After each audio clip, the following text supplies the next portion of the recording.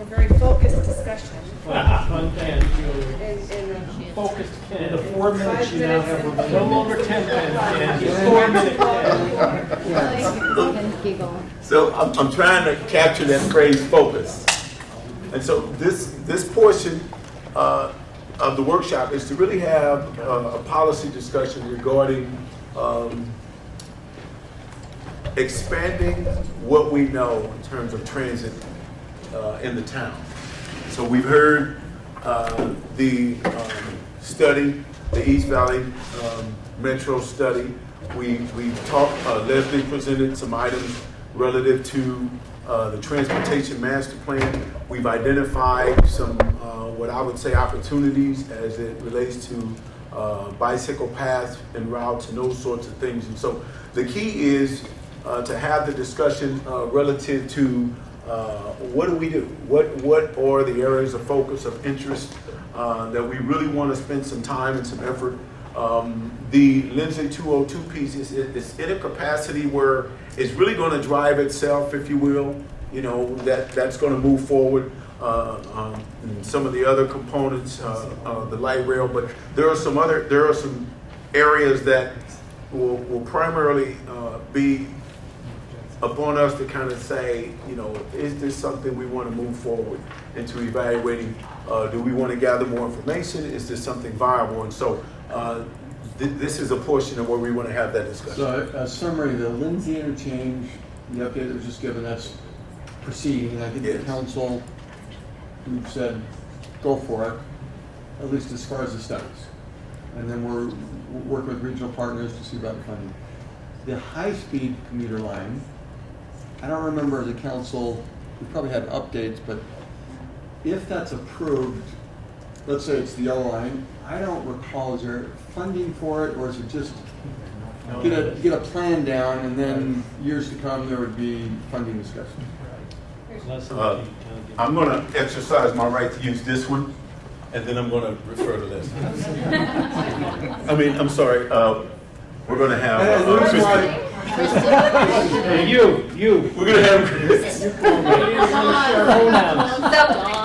She's coming. She's coming to give us an And answer. of course, another reason why I phrase that question is, so Lindsay interchange, I think as a council we've talked about it, and there's milestones, and so go forward, and when we hit certain milestones, we'll discuss. It's a much more material conversation. Right. I think This one, I just don't remember, as a I know as a council it's been presented, but whether we've discussed it or not, I don't know, so. So here's what, and this is why we wanted to bring it to your attention. I think one of the things that you're going to find once this it's the Tier 1 environmental impact statement is out and there's a record of decision given, I think then what it's going to show is the MAG region, and this isn't just from conversations I've had, nothing that I've been formally involved with any of the executives at MAG, but it's going to start driving a discussion on how do we fund this. And that might be what's coming up in the Prop 500 discussion, or on the half-cent sales tax on Prop 400 extension. So it's probably going to start to bubble, and that's what I'm anticipating with that. Okay. But Now, just for the council, I would say that study's going forward, so it's going to be one of three colors, and let's assume that it's yellow. That at that point, it's not that we're saying, well, we'd probably be saying, okay, so what does that mean, and have discussions. right. Any other comments on that? Well, I said for a long time, this won't surprise anyone, I'm not going to be supporting any new taxes for something like that. So, but the question for us really is what is our role in that discussion anyway? It sounds like a regional discussion. This council's not going to have a formal vote as far as that goes, maybe, or unless we do. And that's probably my question. How we is- represent ourselves And at I MAG, think I don't tagging know. on to just tagging on to that statement, this has a direct impact on Gilbert, Yes. probably more than any other community. So more than anything, we want to make sure that we have a prominent seat at that table. Yes. So rather than having a discussion about Gilbert will or won't support a tax as it relates to that, I think because it has such a lifestyle or community impact, we want to make sure that we're the ones that get to advocate and really, in some ways, dictate that conversation. So I think if we publicly say, even from a council member perspective, we're not supportive of that because we don't want to pay, no one in our community wants to pay for it. We lose a little bit of our influence rather than saying, hey, if this is moving forward, we want to make sure that our voice is heard as we plan and sort of make those types of recommendations. So don't shoot ourselves in the foot, I guess, is by making any blanket statements, because we may not have a whole lot to say. In light of that, I want Kristen to give us some background information in terms of how the discussion that existed to where the yellow route got promoted first. There was a lot of discussion in and around the entire county, in and around ADOT, and relative to that particular route being the preferred route, if you will, in terms of the percentage of support. And so one of the things that's critical, if that route gets the support, it makes sense that our community supports a route that benefits us. And so that's kind of part of the discussion, and I agree with you. Is now, okay, we can talk about the funding and those aspects. We do have to discuss that, but it puts us in a negative position if we're not supporting, in theory, that others are supporting that's going to benefit us. And so that's part of the conversation that we really want to kind of capture, because I mean, our friends are here, and we want them to know that we're excited about anything that they're doing that's going to bring more people to our community. So that's a piece of that discussion. It's going to move forward. We'll know more when those that are evaluating, those decision makers, that we don't have any authority over that, but for when we support, those pieces, I think become of a great value. And I agree with Councilmember Daniels. To date, that's the way we've approached it. And I've approached it the same way. I said, if this happens, yes, I prefer the yellow line. And that's the way we've approached it. But if we're getting to the point of we're expected to take a firm position, yes or no, on do we support a tax to fund it, then that's going to become a different discussion. And that's Right, all I'm yeah, saying. and I think So that I don't know was if we're just- there, but that's So, just to add to that, I don't know where the right discussion is to say, well, what goes down that line? Here's what I mean by that. If it's just your traditional billion-dollar boondoggle that's run by the federal government, and the people go on strike, and all that nonsense that we see back east, I really have a hard time with that. But if we can look creatively at some of these, innovative private industry options, I know that they're just coming to light, but that's where I would like to have more influence, is to say, how can we avoid the lessons of history that have been a negative impact on the communities that have invested in, high-speed rail things that really are just, money black holes, to looking forward to some more innovations that are coming out that may be more cost-effective now, maybe not in the future. Where is that type of discussion best had in this whole conversation? And I think, fortunately, I have one of the MAG members here who has worked on the commuter rail studies that have occurred within our region. And so listening to the questions, and I have a lot of these similar questions too, wanting to learn more, because what they're doing now is really just a line on a map. It doesn't get down to the nitty gritty. And so maybe this is where we need to start kind of planning. Do we do studies, what type of, how are we going to learn more about this and have facts in front of us that can help us to make the decisions that you're putting out there. So that's what we can go back to, after council retreat, and really start to define some action items to give you those answers. Mayor, I think I was talking to Mark about this not too long ago, but we were just talking about how we're really on the cusp of some transportation revolutions. Mm-hmm. And so we're not that far away from probably a drastic change in how we operate. But I even, looking at places like Japan and other places where people have traveled, without robust transportation systems, those cities don't work. All you have to do is look at some of our cities in South America that don't have those types of, that type of infrastructure. And it takes you 7 hours to get from one end. No one's saying that we shouldn't connect. No. I think we're just saying, let's not recreate bad problems. Right, but because that's the way you're supposed to do it. No, but what I'm saying is if we don't acknowledge and plan now, we eliminate some of our options later. And that to me is sort of the bigger, and I'm not saying that that's what you're saying, I'm just saying there's an opportunity here to at least continue this dialogue.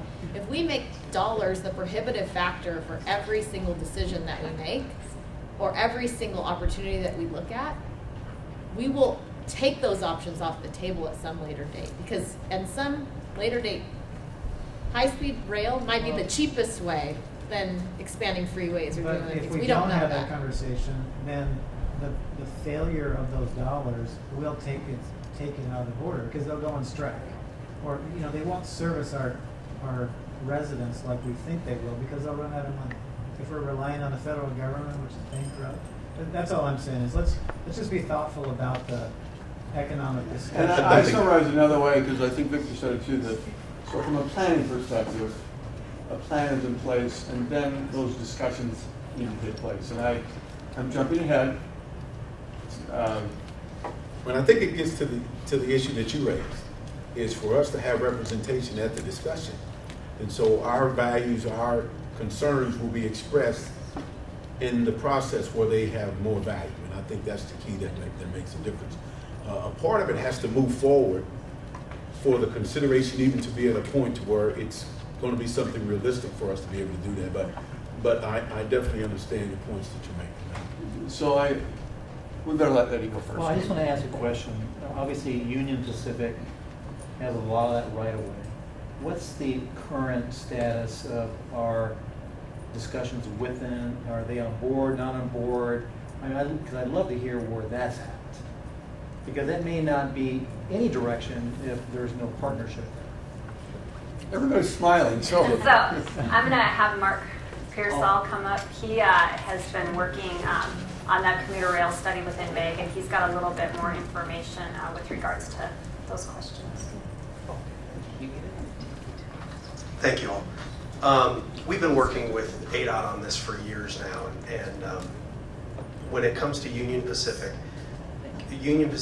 traditionally, I say within the last 15 years, has been pretty hands-off on passenger rail. It's just they view any new incursion of passenger rail in their right-of-way as an impediment of future growth for freight traffic. And I don't want to speak on behalf of ADOT. Carlos Lopez is the project manager. He will most likely pay you all a visit again soon, hopefully September, October, when the documents are out. He says that Union Pacific, I guess for lack of a better term, has really come around in the sense that they're open to certain right-of-way conditions on, I don't know, not necessarily shared trackage, but parallel trackage. And he can give you further detail on that. But other cities in the East Coast and the West Coast, state-run services, there'll basically be a main line for freight, and right next to it, a main line for passenger rail. When things get so busy for both railroads, which we've actually seen, UTA did this, where UTA built the old Rio Grande, or bought the old Rio Grande right-of-way, put in their commuter rail services from Ogden down to Salt Lake and then down to Provo. And Union Pacific was like, as long as you all are over there, we're fine over here. Things got a little congested. Could we start sharing some things? Maybe you start running trains on each other's lines and things like that. There's always that option. And Los Angeles does that, Chicago does it, Seattle does it. You'll see freight and passenger trains running together. But ADOT doesn't want to push Union Pacific into an uncomfortable position to where the answer becomes no. So as of right now, I believe the answer is maybe. They're just open. No Correct, they're open. commitment. Because there's They're enough. more open than they've been. Correct. That's what I got. Been no. And there is enough right of way in the existing confines to where you could put two parallel main tracks next to each other. You all have probably seen that main line. There's a center lining though, where the main line that you see today might have to scooch a little bit, and then we'll put a new one near it. But ADOT would be able to fulfill all of your questions in a little bit more depth, and I hope I don't get in trouble with anything I've said. So Ken, let me go to one more, and then I think we're going to take a break. The bus discussion, what we learned last year on the transportation plan is that tweaking can happen. It's not probably fairly easy, is not the right expression, but it can happen. And so we'll continue to monitor that. So the one other discussion that's been most interesting in the ballot from a regional perspective is at some point there will be connection to the Gateway Airport. Transit.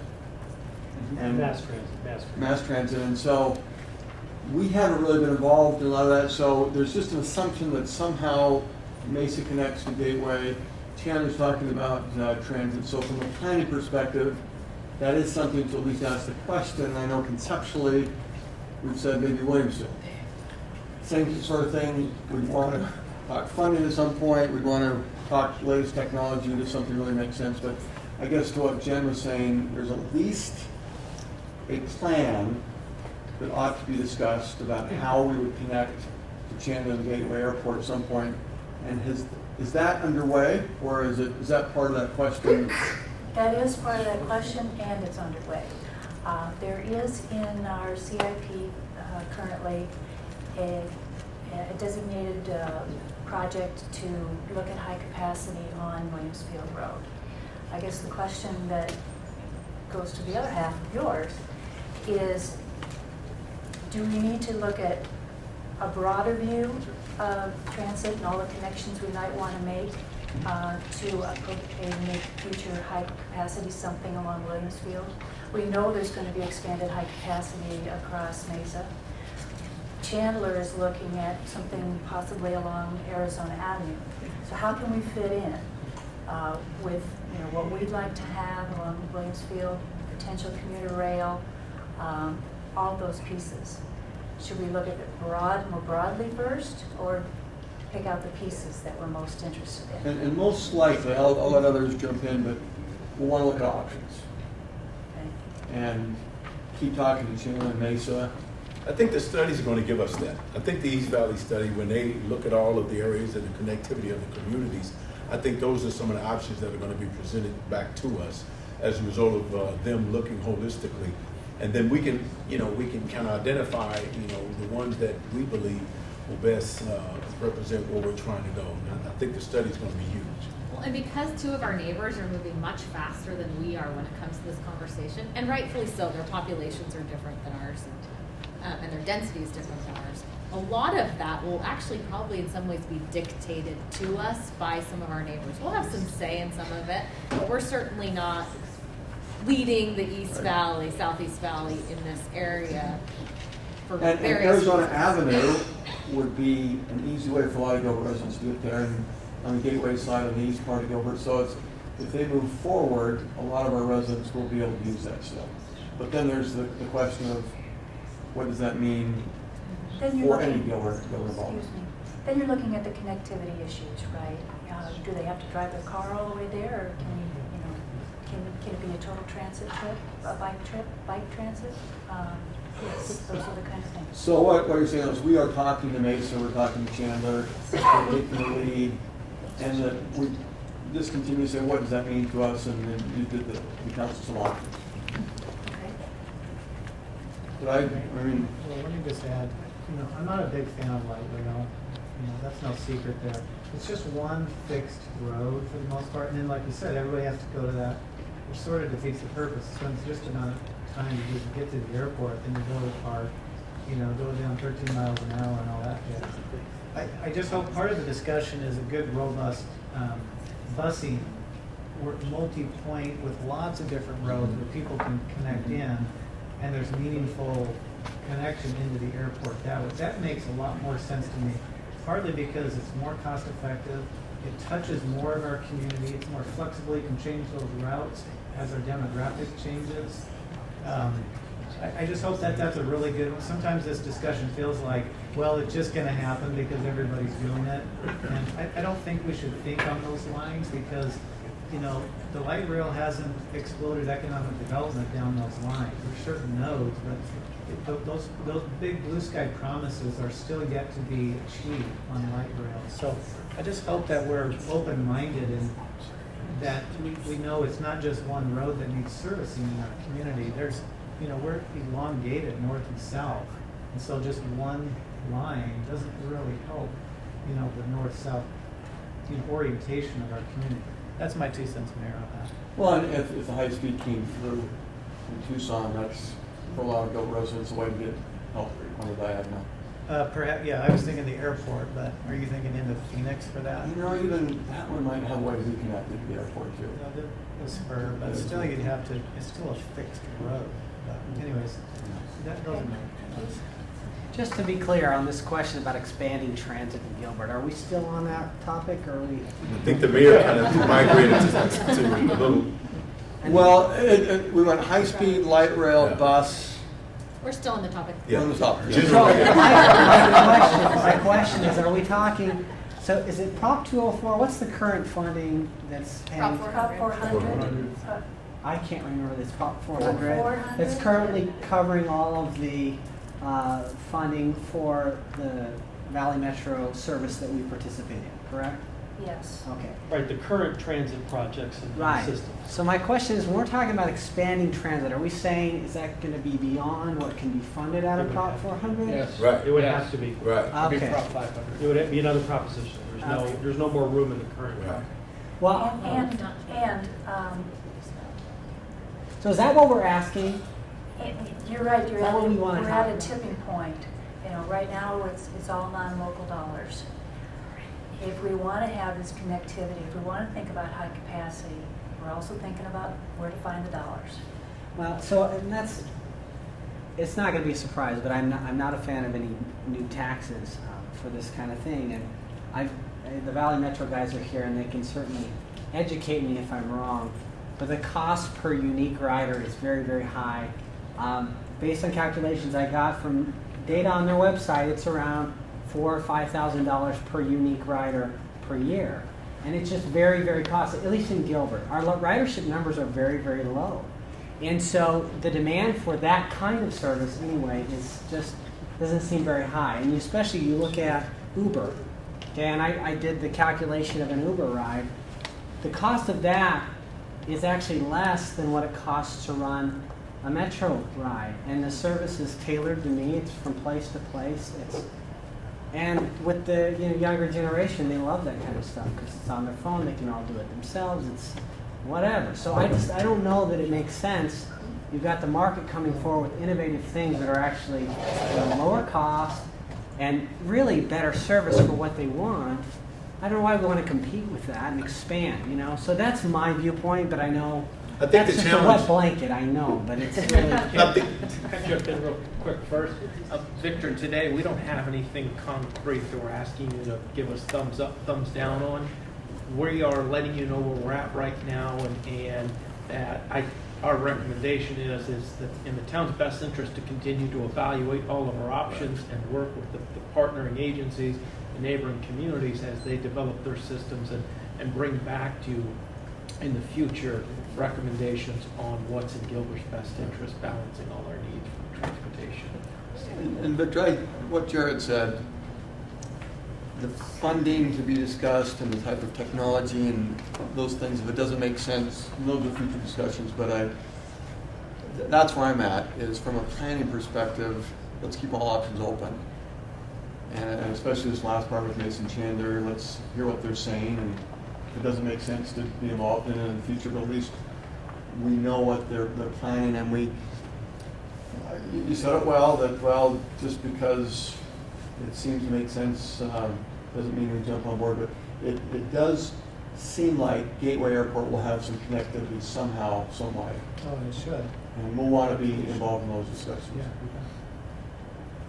At Metro, at RPTA, we have adopted transit standards and performance measures. We are tracking every trip. We are tracking how much it's costing, how many people are riding, when the peak times are, when they're not.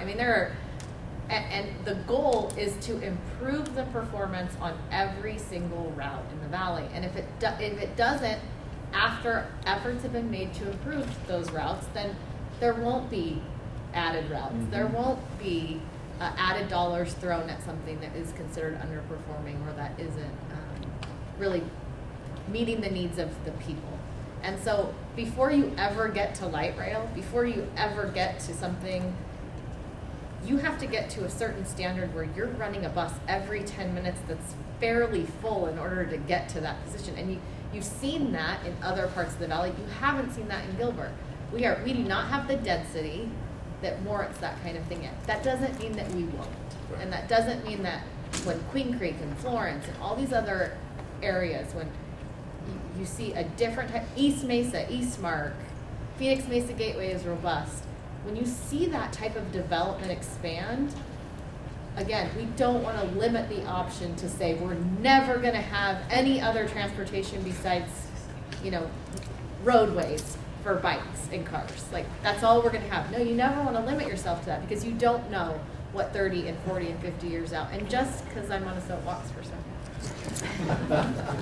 I look back at some of the individuals who, either from a state perspective or a regional perspective or an East Side perspective, planned for these sorts of things. The 202 was planned like 8 years ago now. And it wasn't until we needed it that we built it. And we have to have that type of foresight for the generation that comes after us. So in the state of Arizona, they had to have it with water in order for us to even become, a town of 250,000 people. We have to continue that sort of infrastructure foresight and throw out some of what we might perceive right now as limiting when it comes to dollars or limiting as it becomes because of our density. Think 30 or 40 or 50 years from now and try to envision what this community and east of us and all the way probably past the superstitions will look like. You brought that up a few times. I think we're all agreed we should plan, we should have a seat at the table. I think we all want to have placeholders out there. If we don't have to raise taxes, to put placeholders out there for possible needs in the future, I think we're all fine with that. We're just we're not sure how far this discussion's supposed to go on. But at least for today, did that answer your question? We're good. Yeah. I'll Our climb goal, down right now. our goal moving forward as when more information is provided to us, we will provide it to the council. And so that's the plan we have now. Our main goal essentially was to present the discussion in terms of what things are being looked at and from the standpoint of so that you'll know. And I like the discussion because we have to have it. And it is a future discussion. It's not for now. It's for tomorrow. And I think that's I think you said it well in the placeholders. We're moving down the course of putting those placeholders out there. If you all tell us don't put the placeholders out there, that's the direction we need in terms of where we're going with this. Yeah, I'd say we're not giving. Not permission. Let's set ourselves up so we have options. I think that's Yes. what Once we're the- saying, and then we'll pull the options as the economics dictate. Once the information comes back from the various studies, we'll provide updates, and then the more information we give you, then it gives you the ability to be more informed about the decisions that you're going to make to give us direction. And so, Elevation certificate is a requirement in those 100-year flood areas. It's something that the insurance industries base the actual rate of your insurance on, is how deep are you in the flood area. And then finally, LOMAR, which we had some discussion on recently, letter of map revision. Okay, so participating in the NFIP, National Flood Insurance Program, we've adopted our codes and regulations and Chapter 34 governing that. It's really to minimize flood damage and require insurance for those structures in the floodplain. Since we do participate in the National Flood Insurance Program, we receive a reduction in insurance costs. And that's, right now, it's 10% reduction, because we're also, and that's in addition, because we're part of the community rating system, we get an additional 10% reduction in that. And finally, the firm maps, again, define the 100-year floodplain boundaries. So this is just a broad picture here to show where these flood areas are throughout Gilbert. There's an ongoing study that's been going on for 10 years now. It's called the Chandler-Gilbert Flood Delineation Study, that's been used to more accurately map the floodplains throughout most of Gilbert. These new maps will add some parcels into this floodplain and then remove others. So it's actually a mixed bag. Flooding occurs in Gilbert in our natural washes, as well as along canals and railroad embankments. I'm sure you're all aware of that. And because the community is getting to that build-out stage, the new mitigation opportunities like Freestone Park and Crossroads Park, where we have regional flood control, are limited. Okay, now to get sort of into the meat and potatoes.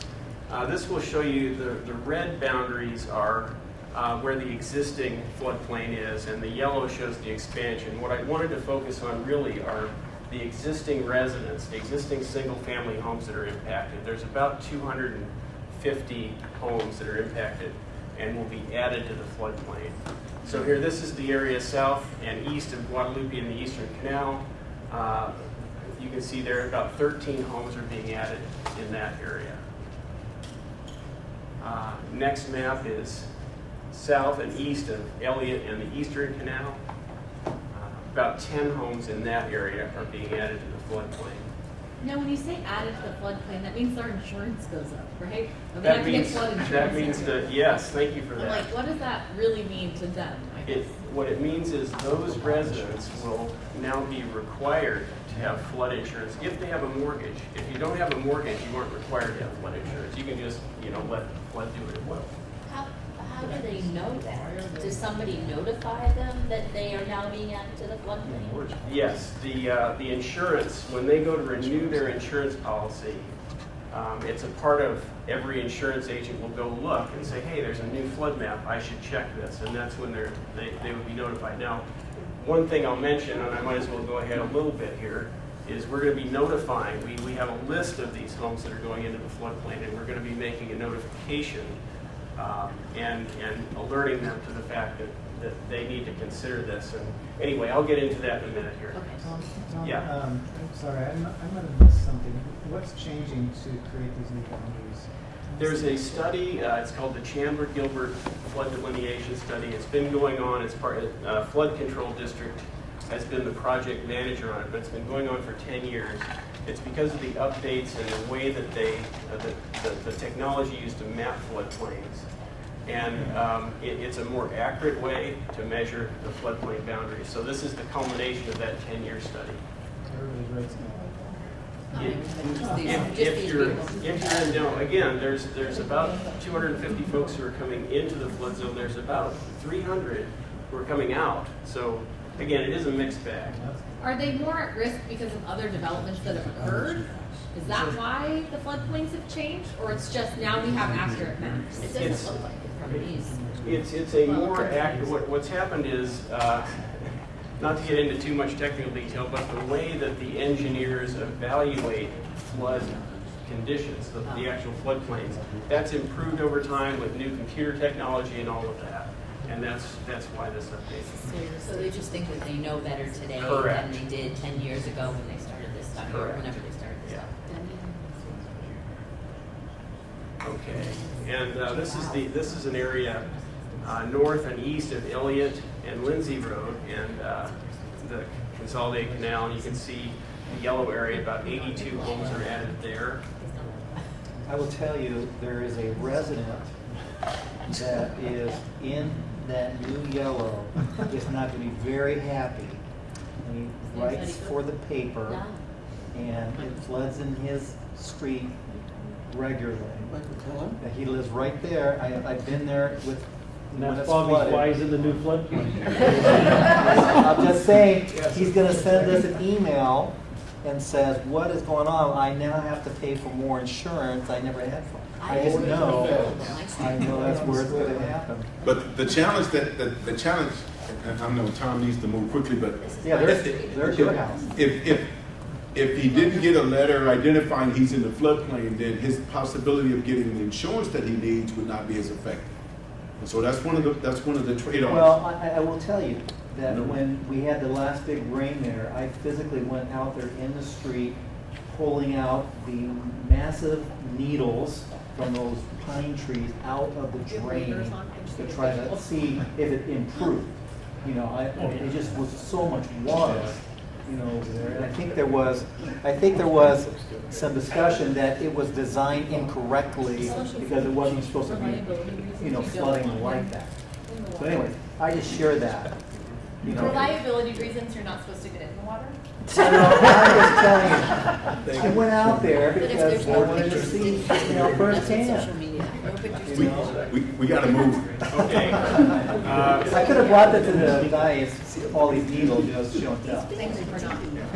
So this is almost my last map, map 4 of 5, and this one shows 3 homes added north of Union Pacific and west of Gilbert. And finally, The area north of Union Pacific and both east and west of Cooper probably the biggest impact in that area, and you can see that about 142 homes being added there. So That's a big one.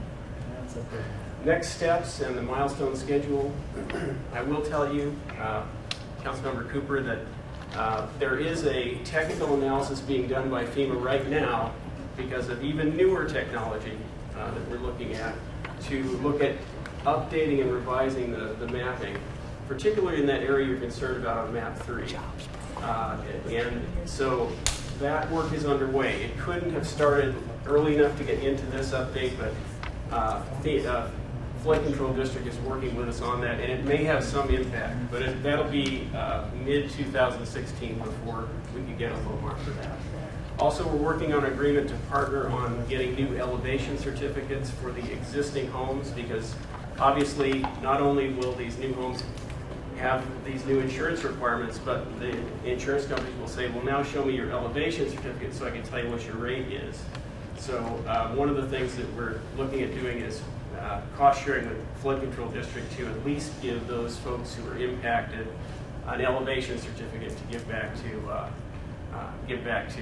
their insurance agents. There is a public meeting, and I will tell you that since I put the slide together, it is September 22nd, and it's at the Southeast Regional Library, if anyone is interested in that. FEMA and Flood Control District will be there. And Betty then, Cook will be there as well. I'm gonna have to invite Mike to that. He doesn't know. Waiters. We'll have to reach out. and then finally, the date that the maps actually become effective is November 4th. So, when I bought my home, I was in one of these floodplains, but I just had to file a form with the town, and then I didn't have to carry insurance for bank purposes. Are there going to be homes in these new lines that can do that same process, so they don't have to have the added insurance, or? I'm not totally clear on that process and how much that applies to these new boundaries.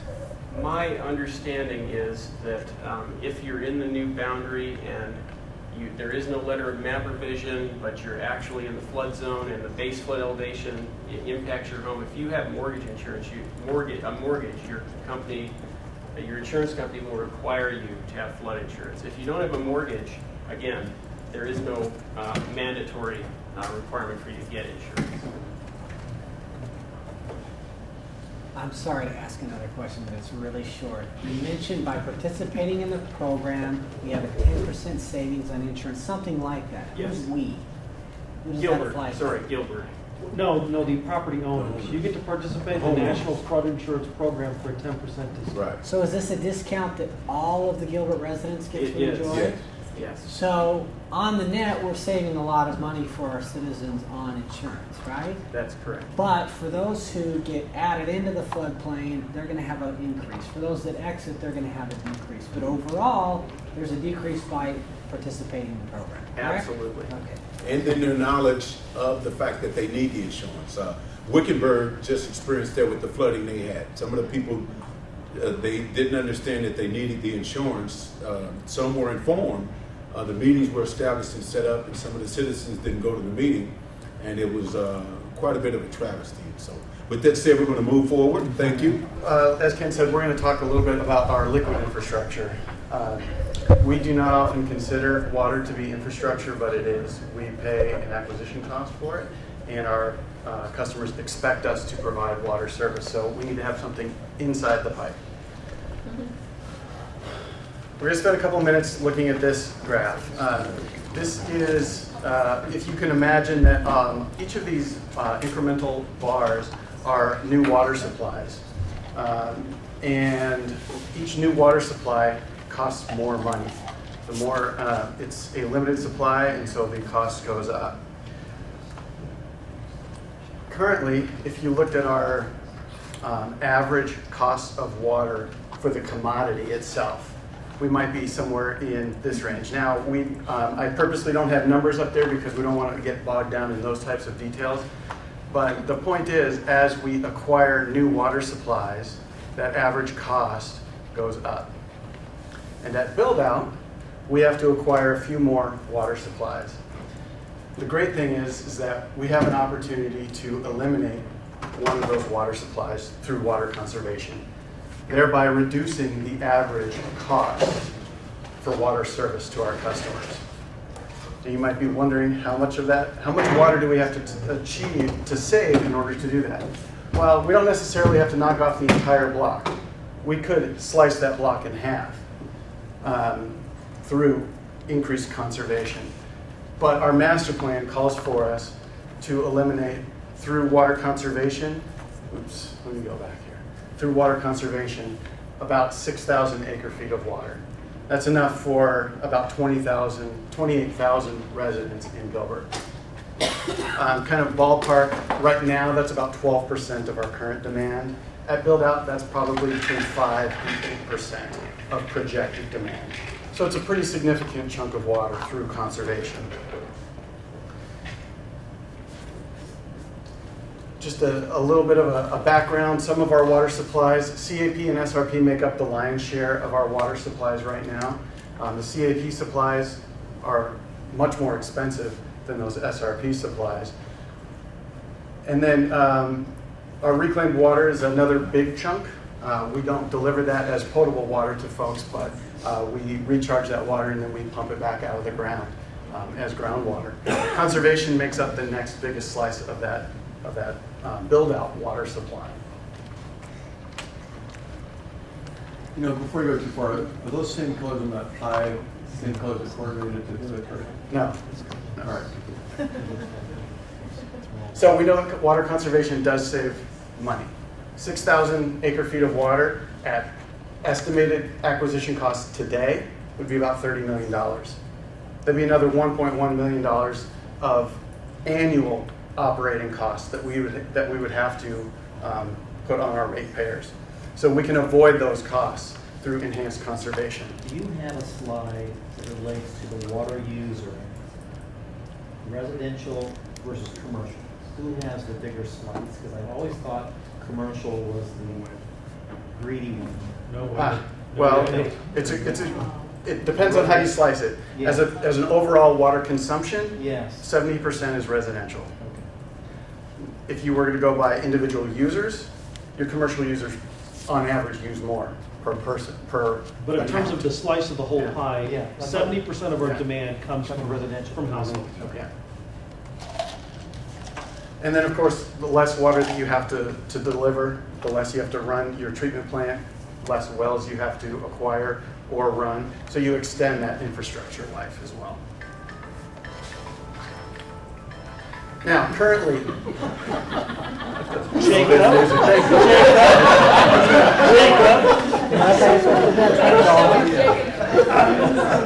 Isn't that like $20? Jim, that's an I. Would that be an I ringtone, or is that a what kind of ringtone is that? That's your fire. Hey,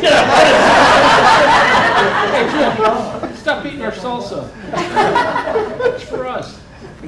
Take control, Rick. all right. Okay. So right now we do have a pretty good conservation program. We've got a three-legged stool as our conservation strategy. Number one, we do have in Gilbert we have ordinances limiting the water-intensive landscaping for new development. We've got an education and outreach program that reaches many residents, adults and students alike. We've got a fourth grade STEM education program that we reached 100 classrooms last year, educating the next generation so that they're a little bit more conservation minded with their water use. And then we've got intervention efforts where we go out and help our residential customers and our business customers with water audits where we'll cut down their water use. Help them be a little bit more efficient, save them some money, save us on the water side as well.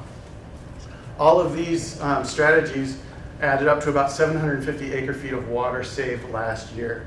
So a pretty good chunk for a three-person team. Now, if you wanted to look at overall water use from a really high perspective, 30% of water use in Gilbert is indoors. That means, and we get all of that water back through our sanitary sewer, and then we turn that into reclaimed water, and we can reuse it again. but that 70% of landscape water use is used once, it's consumed and gone. So we necessarily focus on the landscape in our water conservation programs because that's where we get the biggest return on our investment. That's a shock, right? That's a surprise. Yeah. For council members. So we've got a couple of ideas for enhanced conservation programs. Water conservation rebates are one idea that we have. Now the purpose of a rebate is to physically change the landscape, thereby giving you a permanent reduction in water demand. Many of those programs that I described earlier aren't a permanent reduction. They are a change of habit. So if we teach a homeowner or a large landscape user how to water properly, we know that those landscape savings persist for a long time. But if for some crazy reason that person wants to move out of Gilbert, they take those water savings with them. And then we have to go and get the next person trained up. So we've got a couple of, several ideas that might work. Cash for grass is one of those ideas that's out there. Removing turf that's in unusable areas for large landscape users. Smart irrigation technology. Not that one. For those. Not that We good. are involved in the market. You kind of lost part of the room on the cash for grass. They were thinking Colorado. We had that discussion yesterday. It's also a great revenue for Thanks, Eric. Go ahead. All right. And then rain sensors. I want to show you a slide here. If we looked at last September water production, this is a daily water projection, those green bars. You can see that we had a couple of really deep cuts in water production during September. We had 2 hurricanes, right? Yeah. People actually turned off their irrigation and reduced their water use when we had those 2 giant storms. Well, because they had 3 feet of water in their retention basin and they just see the sprinkler swirling the water around it. What we need to do is get folks to do this when we get a ½ inch of rain and turn off their sprinklers for 3 days and see our water production come down. And we don't see that. This 1 month, we had a 736 acre foot water production cut from the previous year. So we know that this type of thing can work. We just need to get the technology out there. Now, I mentioned, maybe I misspoke. I meant to say turf conversions, converting turf to xeriscape. So I want to give you a couple of pictures because when you think of xeriscape, what do you think? Rocks, cactus, cow skulls. Cow skull. Cow skulls, right? Tucson. Yeah, Tucson. No way. So we want to give you a couple. So we're on the same page. This house looks nice. It's got a lot of grass out front. Probably the only time anybody ever walks on it is when they mow it. So it's not very used, I would bet. But they converted that landscape, and it still looks really good. There's a lot of beautiful colors out there. There's some shade. I don't see a cattle skull, but there's a wheel. There's a wagon wheel. Hey. I like the other picture. Oh, okay, all right. It's a preference. It's a preference. Here's another house. A little, we call this a postage stamp grass in the front yard. Almost completely unusable if you wanted to play catch with your kid. They'd be standing in your neighbor's yard. I can't even use it, it's too small. There you go. See? Patrick, by the way, is pushing this. He wants us to pay for his turf conversion. I would have forced my wife to not have a yard There you that go. I maintain, that no one uses. They converted that. They've got a lot of color out there. It still looks attractive. Yeah, nice. Now, a commercial customer. These are apartments. The grass is on the outside of the fence, so it never gets used. But I'm sure they get a lot of complaints of water in the street because their sprinklers hit the street. And they converted it, and they haven't let the plants grow in before we got this picture, but it still looks attractive. That It still looks nice, good. actually, because the grass is all dying. Exactly. And now we've got a picture of a church. The grass looks fine, but their wall looks terrible because their sprinklers are spraying on it. So they're getting it to turn white. Again, unusable turf, but they converted it, and it looks very attractive. So our planning team would probably have approved this design if they put it in initially. So these are just just to get your mind kind of wrapped around, we're not going to ask people to take out their grass and turn it back into native desert where there's just dirt out there. So, of course, this would cost money. There's a couple of possible funding mechanisms. Conservation surcharge upfront on the water bill so homeowners can understand that they're paying for that. Could also be absorbed in the updated water rates when we get to that point. And that is for you to decide at a future date should we choose to go down this road. So for discussion today, we have kind of two options. Number one is stay the course. We know that water rates will go up. Cost of service goes up. Acquiring that water, as there's less of it, as you can all read the newspaper, there's plenty of discussion about the water supplies in the future. Acquiring those supplies, they will get more expensive. The other option is enhanced conservation, where we can hope to get rid of that last block of water that we have to acquire. So that's the question that we have kind of before you today for discussion. Which course of action would you like us to pursue in water conservation? We'll go back to slide. And I know up front you said these are resources, and they may have just been examples, but what's our cheapest water? Our cheapest water supply is Salt River Project water. That's the blue. Sure. And what's the orange? The orange you could say is RWCD water supply, and then CAP supplies are almost double those costs. They're a little bit more reliable. Our wells. So our wells, we pump groundwater, and we have a small amount of groundwater that we're allowed to pump. If we get above that small amount, we have to replace it with another surface water supply. So we still pump it out of the ground, but that's where our recharge with our reclaimed water. We don't have rights to pump groundwater endlessly. And back to the first one, SRP, many homes are able to do irrigation. And I'm sure there's restrictions on that, but is it possible that more homes could do irrigation? At the time of development is when is the time to do that, because you typically get rid of all of the underground infrastructure.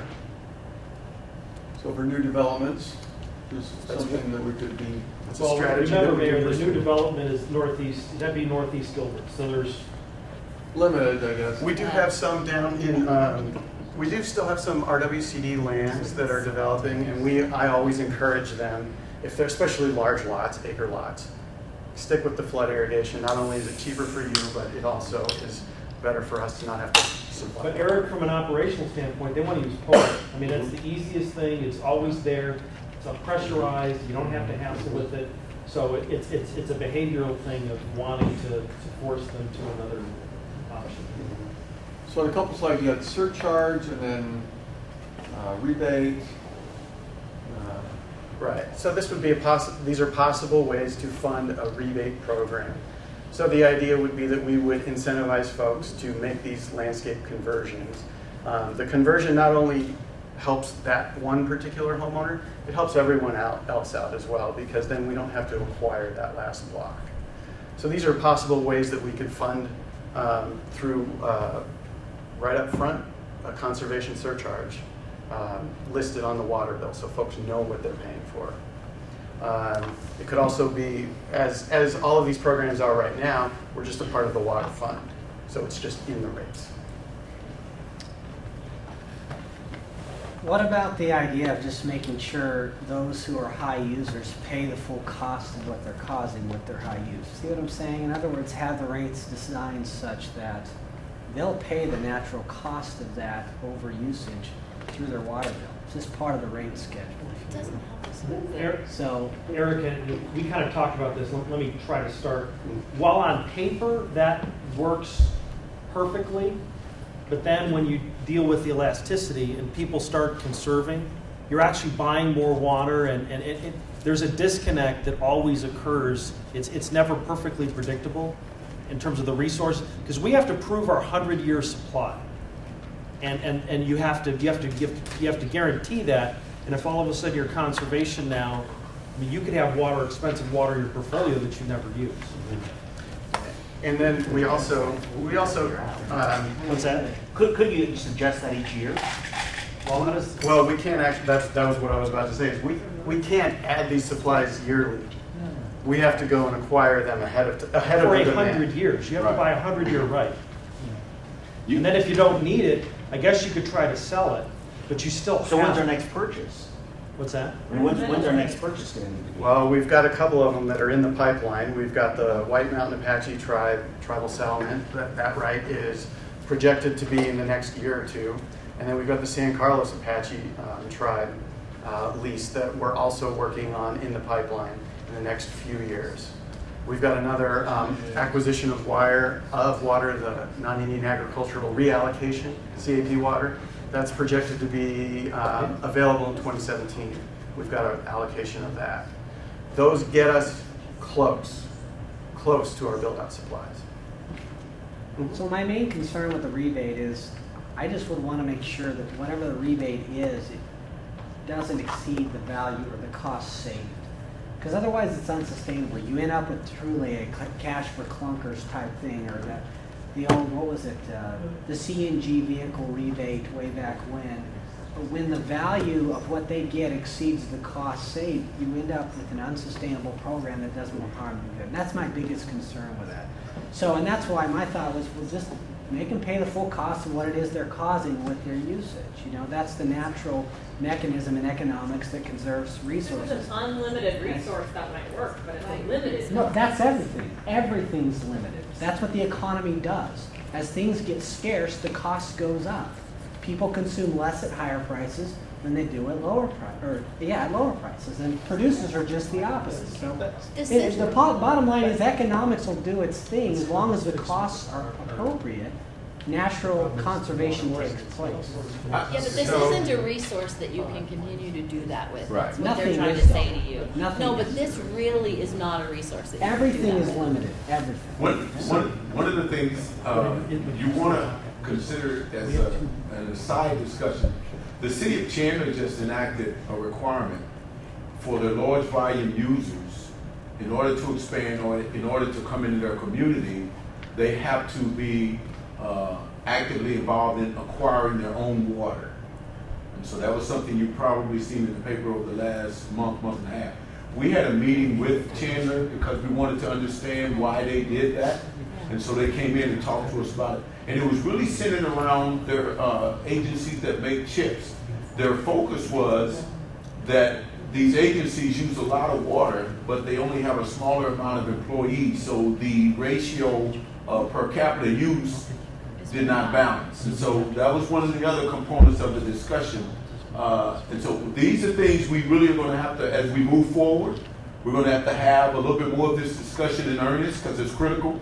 And some of those areas we may need to make a decision, because Chandler made that decision. It may directly impact us, because if I'm a high volume user, if I'm a chip maker and I only hire 50 employees, but I'm using 2 million gallons a day, and you allow me into your community, you have to account for that $2 million a day for 100 years.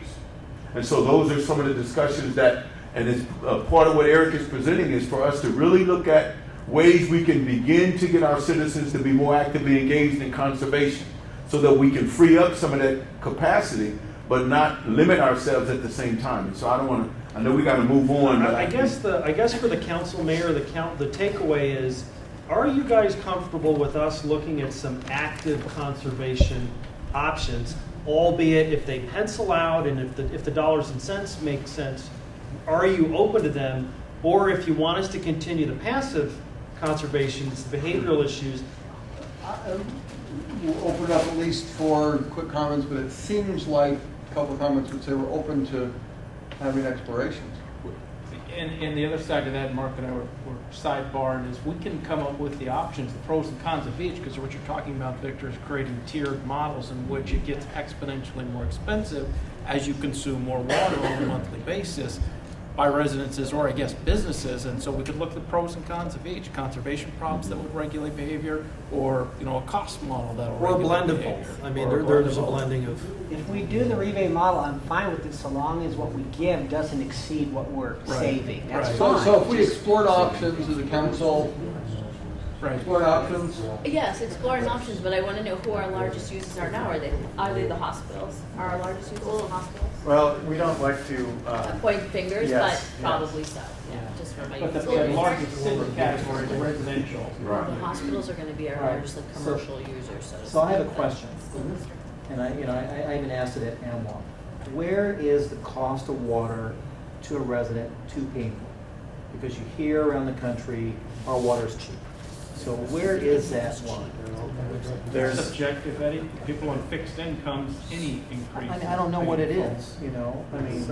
Well, actually, the way the rate models work, and again, maybe we can talk about this in depth.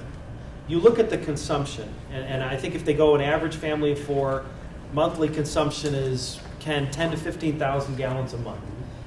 Outside of that, you're really using more water than you actually need to do your basic stuff. And then the rate tiers start punishing you for the further you get away from that. I mean, that's one of the philosophies, and we can Well, that's talk why to. I'm saying, where is? But it's not price based. It's usually the amount of water you're actually consuming to, what does it take a family of 4 to generally, and not survive, but, kind of live, healthfully in a house. Councilmember Eddie, some of the research that we've done is that the elasticity is around 5 to 10 times. You don't see behaviors change until you reach between 5 and 10 times the current cost. That's if you double it, behaviors won't change much. If you triple it, behaviors will change some.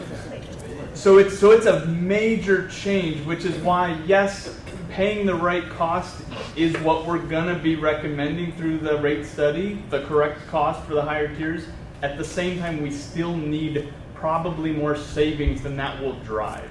So we need good conservation programs with the ROIs intact that we can bring and have. And so we've got some pilot program ideas to see how other people have seen them work, how they actually work in Gilbert, and then kind of ramp up those again as they make sense. Because again, that elasticity is really, you have to go drastic to see real change.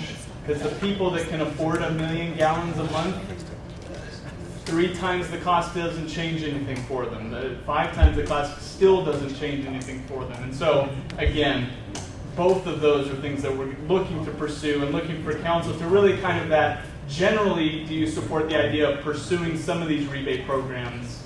I'm hearing yes. I'm hearing yes. Yeah. Over the last year, we've been really busy. If you remember 2 years ago, I introduced council to the idea of interest and what interest did you have around the master plan? And then last year, we delivered the master plan in early 2014. And then we came back at the last retreat and said, this is what we're going to accomplish. And so we're going to go over the update to the master plan and show you what we accomplished and also what we're doing next year. We're also going to have a discussion about park naming, where I'll be asking council for direction on how to name the new park that we're going to be building. It's going to be an exciting discussion, I'm sure. And then we're going to enter into a discussion about land holdings. And I've even brought the map out of my office so that we could have some up close and personal discussion about the land holdings. I'll be asking council for direction, basically not direction, excuse me, to validate and direction if you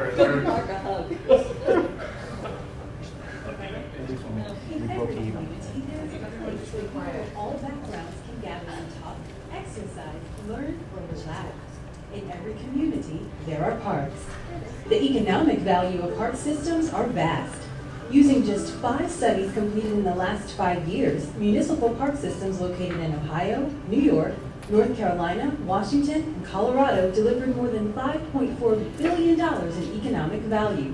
Parks have economic power. Parks protect and conserve biodiversity while keeping our air and water clean. Parks have environmental power. Access to parks and recreation facilities aids in the control of obesity, helps diminish the risk of disease, and can increase life expectancy. Parks have health power. Parks increase social capital. Park-like public spaces encourage residents to leave the isolation of their apartments, socialize with one another, and form lasting ties. Parks have community power.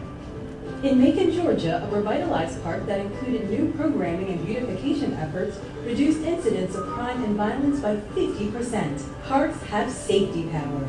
Parks have the power to strengthen communities, transform lives, and protect the future. Fact is, parks are the most powerful aspect of every community. Share the power of parks with yours. Learn more about... Okay. Go Parks. Do they cure cancer too, Ron? Yes, they do. They do a lot of things. Great world peace. So, if you look at the slide that's up, when we did the master plan, we aligned it with our strategic initiatives. It's still in alignment. As you can see, as the things pop out, our master plan is in alignment with our overarching organizational goals. So the work we do and have done is really above and beyond what we normally do day to day. And I just want to make that emphasis, is that, you know, we bring in $3 million in revenue a year. We have thousands of people going through our programs. And yet we still built and took this very seriously so we could implement the first year of the master plan. So let's talk about some of our accomplishments. We had 7 accomplishments, major accomplishments in these different areas, different initiatives. So, as you know, we set out last year to acquire the Chandler Heights Basin Recreation Easement, which we accomplished. We also completed the field needs assessment. These two efforts will set the stage for what you're about to hear in the land holdings discussion. Knowing what our field needs are, and knowing that we actually have this new area where we can build fields and other amenities that our community want, will allow us to be able to do some exciting things with some current property on the books.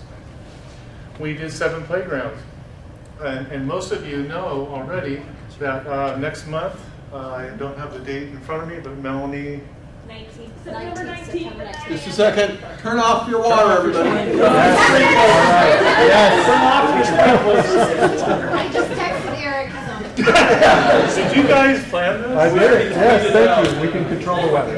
So we're going to have a ribbon cutting for our 7 new playgrounds. I don't know if you recognize it, but we only have 24 playgrounds that we have in all of our parks. This is almost a third of our playgrounds we replaced this year. Meaning, well, what we did was we went out and we met with about 10 different vendors, found out what the new trends were, what people wanted. We talked to the neighbors. We gave them 3 options to be able to decide. They voted online. Communications helped us with that effort. Over 1,500 votes.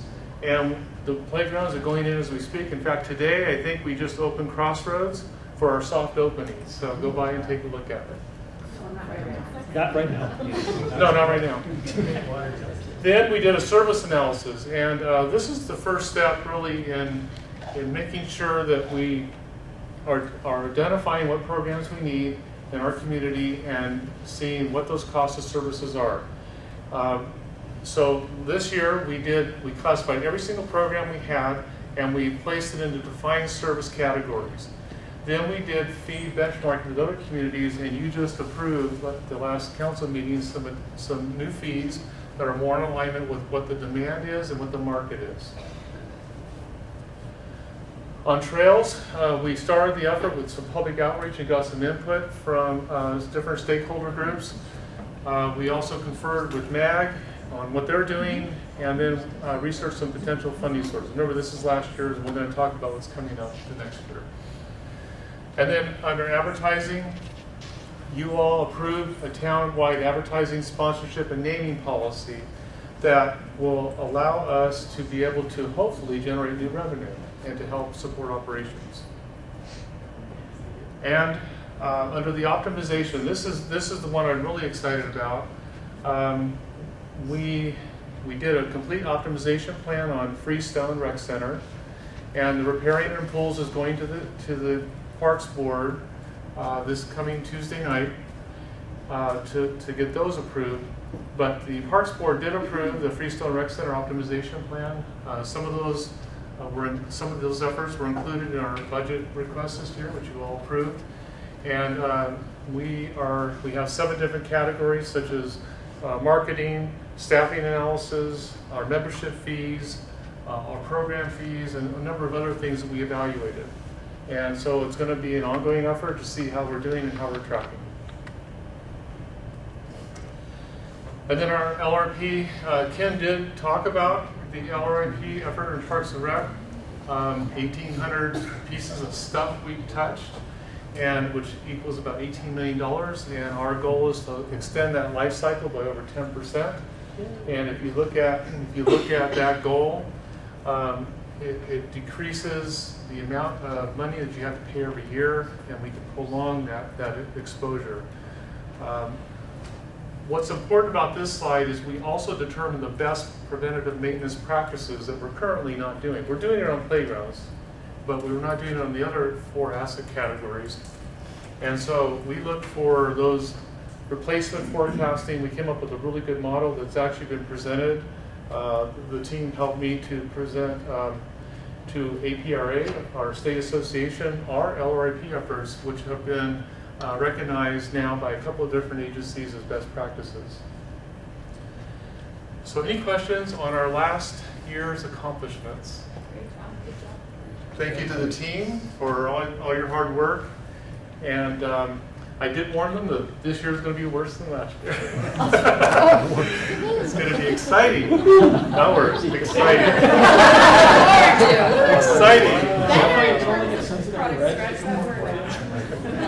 I'm going to buy John some new shirts, obviously. Yes. Okay, so, no questions, Mayor? Okay. So, FY16, we have 10 different areas that we're going to be looking at. And I'm going to go through these relatively quickly. So, right now, with our LRIP, we identified 3 playgrounds that are up for evaluation. And they may not be replaced, they might be fixed. We're not just saying we have to replace everything just because it's come due. So we're going to evaluate it and make sure that, you know, they're ready and see what we can do. We're going to work with CIP. One good thing is we've just identified some really best practices in delivering these playgrounds, so we'll be able to copy that, which will be a more efficient way to deliver playgrounds in the future as they come up. And I know Councilmember Peterson will be happy to hear this, but we actually will be doing the complete department-wide cost recovery analysis this year. One of the issues that we've had, and I'll just put it out there, and we're addressing it this year through the new reservation system that IT is going to be helping us with. I have a very low confidence level in our data we have today. And that's based on this system that we have. You heard Mark say it was outdated, but it's not very well, it doesn't track what we need it to track. And so this new system that we get, we're working with IT to discuss our business needs, and we will be able to get this back on track. This will help us with our cost recovery analysis, which will be a true cost effort, identification effort. The trails, we will design a standardized path and trail sign. Not too long ago, you approved us going and trying to get a grant. So we did get the grant for $41,000 of our $50,000 request, which means we'll be able to, it's $50,000 budget, so we have some money now to begin the implementation phase, and at least we can start to move forward on that. The optimization effort this year will include McQueen and Gilbert Community Center. So those are our next 2 centers that we really want to take a close look at and see how we can better deliver our services, increase attendance, lower our cost per participant, and increase our cost recovery. And then our inventory, LRIP, as Ken alluded to, he told you what asset areas we're going to be looking at. But what I want to point out on this slide is we actually are beginning our preventative maintenance program this year. For the very first time, we are actually implementing that program. You would ask, when did we start? Well, we're starting this year. And that includes all the best practices that we found. And there's nothing like planned activities versus reactive activities. You'll see, and Victor, I think you alluded to it earlier, it will build capacity in our current system, which will allow us to accomplish more. And then Under marketing, we're going to take a focus on Freestone as part of our effort to get more people to the doors. And we have some ideas for riparian, preserve, and aquatics to raise some revenue in that respect as well. On the riparian, it's time for us to do a maintenance plan. We're working closely with water, recharge, maintenance needs, and public works to be able to deliver this year. And then a couple other ones. I talked about the reservation system, but the equipment replacement plan. We have a lot of equipment that's not covered in our basically our vehicle equipment formula we have with the town. So we'll be looking at our equipment that doesn't apply to that. And what everybody's probably waiting for is the new park. And we just issued yesterday the request for qualifications for our conceptual design effort, which you will all see in May of next year. And that's how long it will take to get with the community and go through that process. And that effort will also cover funding options like bonds or property sales or other things of the sort. The naming you're going to hear about in a few minutes. And that's kind of an exciting proposition, so we'll talk about that. Any questions on what we have planned for this upcoming year? And so remember, this is over and above what we currently do, but in our very first full year of implementation, we accomplished a lot, and we have a full load for next year to accomplish. So any questions on those? You guys are busy. Thank you. Hey, I got the first Oh, yes. So, I'm wondering, Mayor, if I can throw something out to the council, maybe the parks can work with the board, is in terms of shade. I'd love to have the Parks Board with Rod's team study how we can double the shade in our community, see what it costs, and maybe have it bring some of that research back to us, and see if that's something we want to put in the budget for. Like shade So structures, sales, Just shade the- sales. the shade sales in Trees that. or shades. When I look at some of the playgrounds out there and you have moms that Yeah. take their children, there's a lot of park benches that are not by a tree, or there's no shade over them. So the poor moms are sitting out there, or the shades aren't, or the playgrounds aren't covered. But also ramadas, but just whatever the right mix is, maybe there's a discussion, but Arizona has a very high skin. Well, it's when you said cancer cure rate. cancer on that video, right there. There you go. There it is. Shade sales, cure cancer. Something like that. Maybe, I think we just issued that. Dr. Greg Alan. can help out some. Sure. Just study it, bring it back, see Yeah, what it might absolutely. cost, see what the mix looks like, Sure. and if it works in the budget. Shade was the #1 requested thing in our playground effort, getting the input. And so each one of our playgrounds will have either incorporated shade or a shade structure over it. Each one of the ones we're putting in. Excellent. Crossroads goes in a few weeks, right, Rob? So, okay.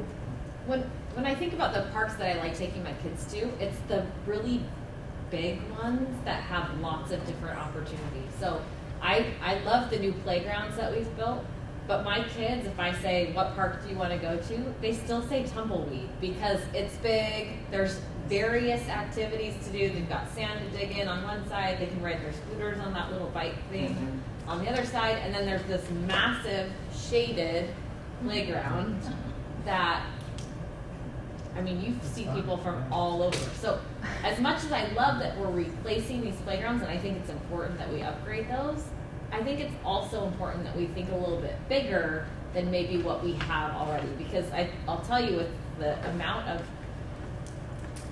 the fast pace that kids move at now because of all the electronics and all those opportunities that they have, they're bored at a smaller-ish park in about 20 minutes. Where they're like, okay, we're done. We did it all. We went on the swing. So Good input. It's, that was really anecdotal. But. well, It's actually, Carrie and I both go to the park. no, it's true. Dana does. Another thing along with shade are splash pads. They're very popular, especially in Arizona. Any self-directed activity that we can provide is really the lowest cost benefit for the community. Anything that requires staffing to be there, those sorts of things, is the highest level of amenity that you can provide. So the more self-directed activities like trails, playgrounds, shaded, splash pads, things like that that don't require staff on site. Really a lot of bang for your buck, so have to look at those. Okay, any other comments? I'm surprised you didn't plug frisbee golf in that self-directed. I'm getting there. Wait, I got Freestone coming up. Gilbert Leadership Class 23. That's right. Weak project.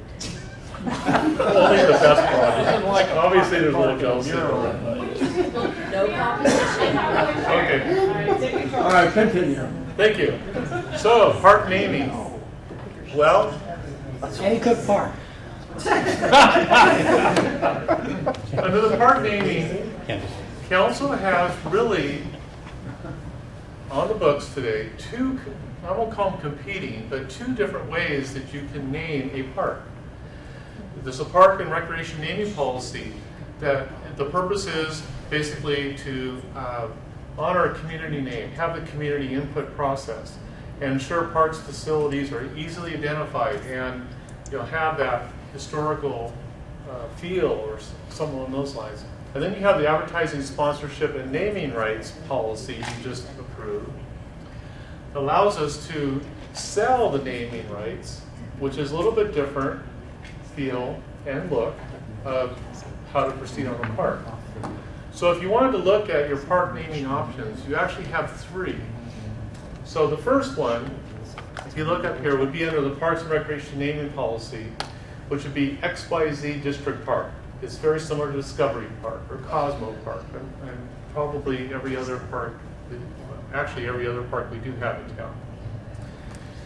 Then you have another example of, we did find 13 examples, we're going to talk about those in a second, where you can actually sell the park name in its entirety. So the example would be 123 Park, and that would be a business name. I tried not to use any business names, but you can see that a local pet store might have an interest in naming Cosmo Park, renaming it to... That's a definitive period of time. Yes, I'm getting to that. Oh, sorry, jumping in. Yes. And the other third is sort of a hybrid where that particular pet store would say, this pet store presents Cosmo Dog Park. Okay, so everybody sees the difference. So now I'm kind of... So Cosmo wouldn't go away necessarily. Right, in the hybrid model. Now, option one we don't get any money for, but it's definitely community driven. Option two, we get money for, and Councilmember Daniels did allude to it, and nice segue. So the amount of money that you can get depends on the number of participants, typically attendance, proposed or actual attendance, and the length of time you can get the name. Those are the two major factors that we found for naming the park. Now, here's the order of magnitude for this particular effort. We found from $10,000 up to about $3 million with 13 examples and just a quick search. I like the last one. I know you do. So, quick search, 13, there's probably a lot more. 13 examples, with the average being about $1 million. Okay, and so this is for the entire contract. So it might be a 10-year contract, it might be a 5-year contract, but it has 2 million people a year exposure to it. So it all depends on what you can get. In my analysis, I think it'd be safe to say if we did option 2, we could get between $500,000 and $1 million for about a 10-year period. Now it'd be over the 10-year period, so that's it. That's the They total. don't pay it up front, like $15,000. Any way you want to structure it. So $1 million over a 10-year period is what I feel comfortable committing to council that we could probably achieve, up to, okay? Now option 3, usually in our experience has gotten less revenue for the same thing, because as you can see it says Railroad Park on a slide, and you can see below it, barely, Toyota of Louisville right on top, but really it's still, it goes away, so it's not worth as much. It doesn't have a ring to it, Louisville.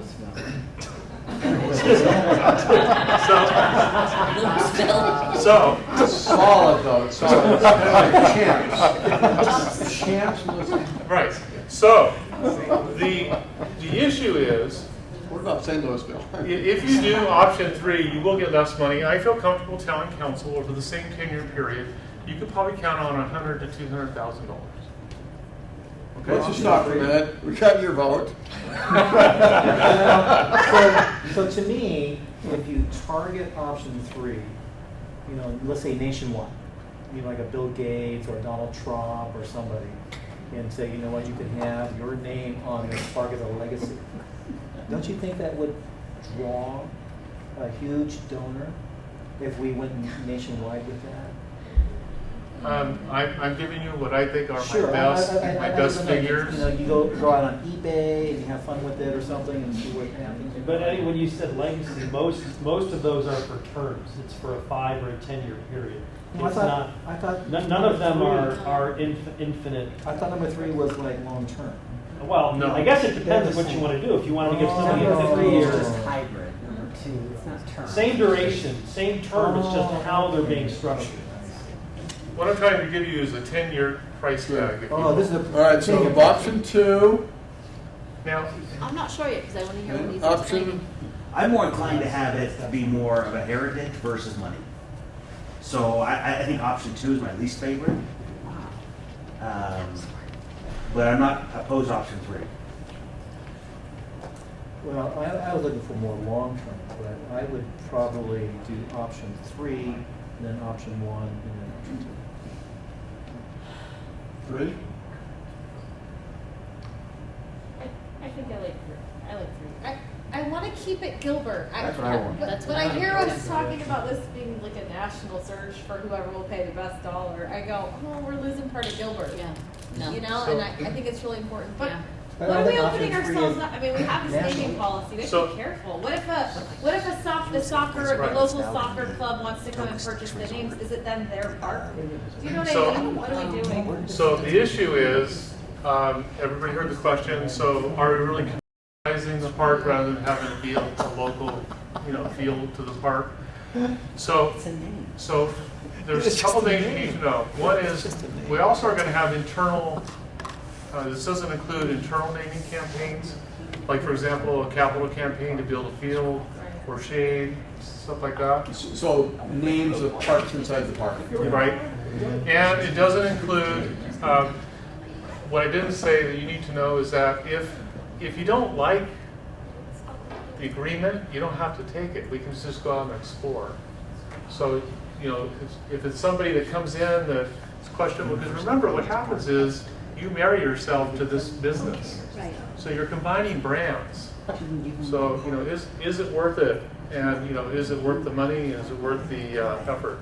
And I'm giving you a conservative number too. That brings up a good point in regards to the ability to reject a potential naming entity. Absolutely. And how we craft that, under what grounds we can reject. And the other thing, to, I think Jen and Jordan's statement about heritage, you made, again, policy discussion. These 4 parks, the community is going to own and name them. This park over here, we're okay with you pursuing option number 2 on. I don't know, I just. And I say option 3, but let's give Gilbert businesses and people first right of refusal. Can I do that? Well, let me ask you a question. Let's say Gila River wants to contribute 10 million or something. Would you not entertain that? Well, I haven't, I'll just say I was with Victor on this. I'm option 2. What if George I mean, we can give them more park. But The more you sell it for. there is an interesting thought of, think of the baseball park in downtown Phoenix, changed names I think 3 times, and so then you lose your identity. That might be an option 3. Or maybe, what does the research show about parks that have a regional park, drawing from other places if they have a name attachment with something that's more well-known than something that's known within Gilbert, but that if you were coming from outside, that I think is also another important point to look at is, what is the draw to some, is there a difference if your park is named Bank One Ballpark that people will come, not just because the Diamondbacks play there, but because of the name? When we do the conceptual design, we'll have projected attendance figures. And let's say there's just 10 fields in there, that's not going to attract as much money as you might get if you had all 35 of our fields that are projected to be built in one location where we can run big regional and statewide, maybe even, multi-state tournaments. That's more exposure, more people coming in, and that can command a higher dollar value. The last thing I need to tell you is the Parks Board was neutral on this. And they wanted to see what kind of money we could get before they made a decision. So that was their opinion. And that might change the discussion for us too, who knows? I was gonna say, you heard every answer right here. Keep our options open. Could the council have total discretion in accepting or rejecting any potential naming? Right now, the policy's written that way. Yeah, they can, well, they, Yes. yes. But do we essentially. have to have a reason why You have we discretion. Do you have to have a determine, But you'd have say to- no? Or you could just say, When you put it out there. I mean, right now we have what naming, our advertising policy has things like. Decide wherever you want. There's no.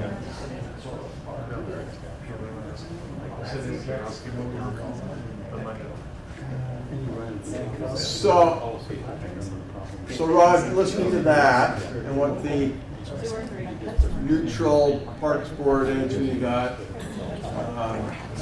The reason why, if I could bring everybody back in for a second, the reason why we need to know is because we're about to do a conceptual design of the park and potentially start construction within a couple of years. And it'd be nice to get a name to the park, or at least a direction, so we can start to explore.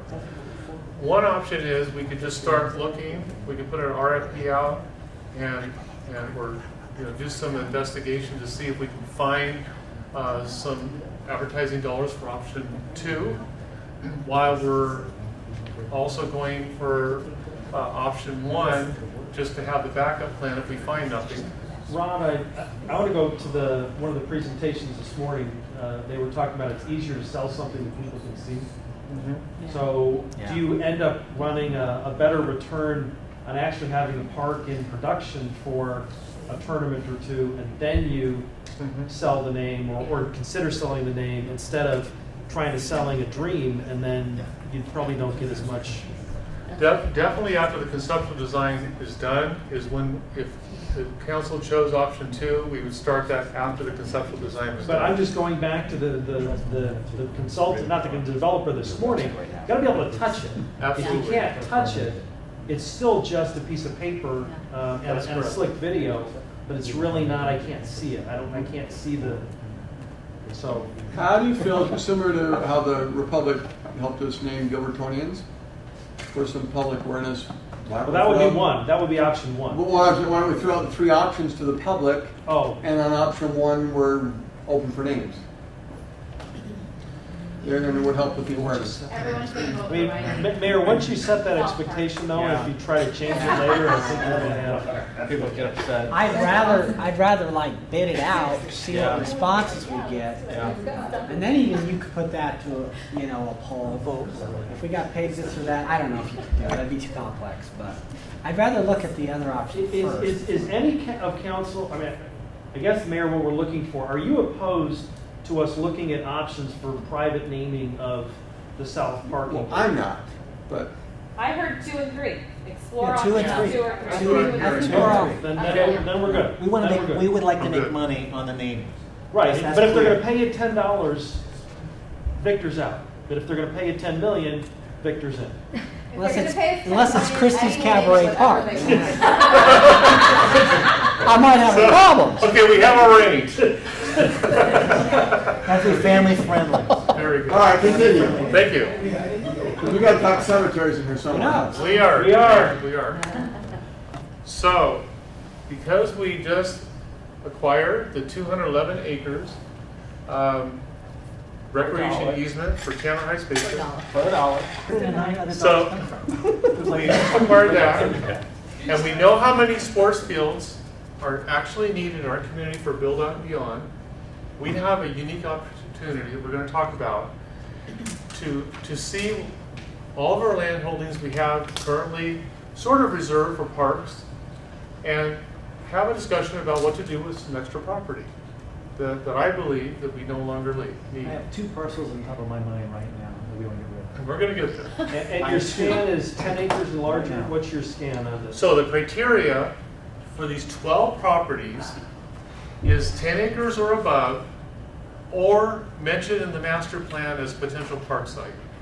So I thought today, what my objective is, and what I'm asking council to do, is to validate the recommendations that I have to remove certain properties and keep certain properties either for park use or remove them from future park use. In other words, even if the master plan says we use them, we need to release them from that, I won't call it an obligation, but that recommendation. And by the way, the Parks Board did endorse what I'm about to show you. These 12 acres are spread, 12 properties are spread throughout town, as you can see on the slide. And so they're all over the place, but we'll go through them relatively quickly. I want to give you an overview before I actually go through each piece of property. This will go very quickly. Basically, before we got Chandler Heights Basin property, we had 613 acres that were identified in the master plan as a potential future park site. Then we added the 211, and we're recommending the 278 be removed from future park use, which will equal 546 still on the books for future use as of right now. That's acres? Acres, okay. It's all acres. And develop the future district park at Chandler Heights Basin is one of the big recommendations that will come out of this analysis. We also looked at current CIPs, and we also looked to see if there's any interest in any of the properties that have been noted since we can remember. And so one of the, like for example, cemeteries, there's been a couple sites, one site for cemeteries, but that also has some other interests. So each one of these are set up this way. You'll have the CIP project description that's on the books today. You'll see what the master plan says. You'll see if there's any other interest, and then you'll see my recommendation based upon all the analysis that we did and how we're looking at this as far as future delivery. Melanie will be putting stickers on the big map to show you how it's distributed. So let's start with Chandler Heights Basin. CIP says stormwater retention and park amenities. I vote for regional parks.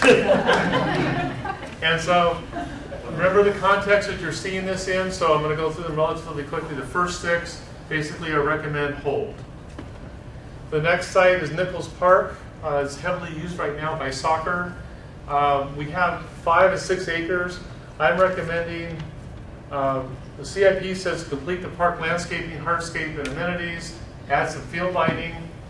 The master says program for needed park uses. I'm saying hold for park use and reevaluate after Chandler Heights Basin is conceptual design is complete. That way we know we're going to build in there and if we can meet our field needs or not. That's a very unusual piece of property, as you know, and I want to be really sure that we're able to meet our field needs at a minimum. Right, so the hold option is a thumbs up and otherwise down. Vote. So, No Rod, are voting. you saying that the down Pass out. area on this, the water retention, do you not consider that park, or do you consider already completed park? Say it one more time, I'm sorry. So the retention basin portion that's the green grass, Yeah. are you considering that already completed park, or not ever going to be park? No, its primary purpose is for overflow for the treatment plant. Isn't that all of our parks though, pretty much?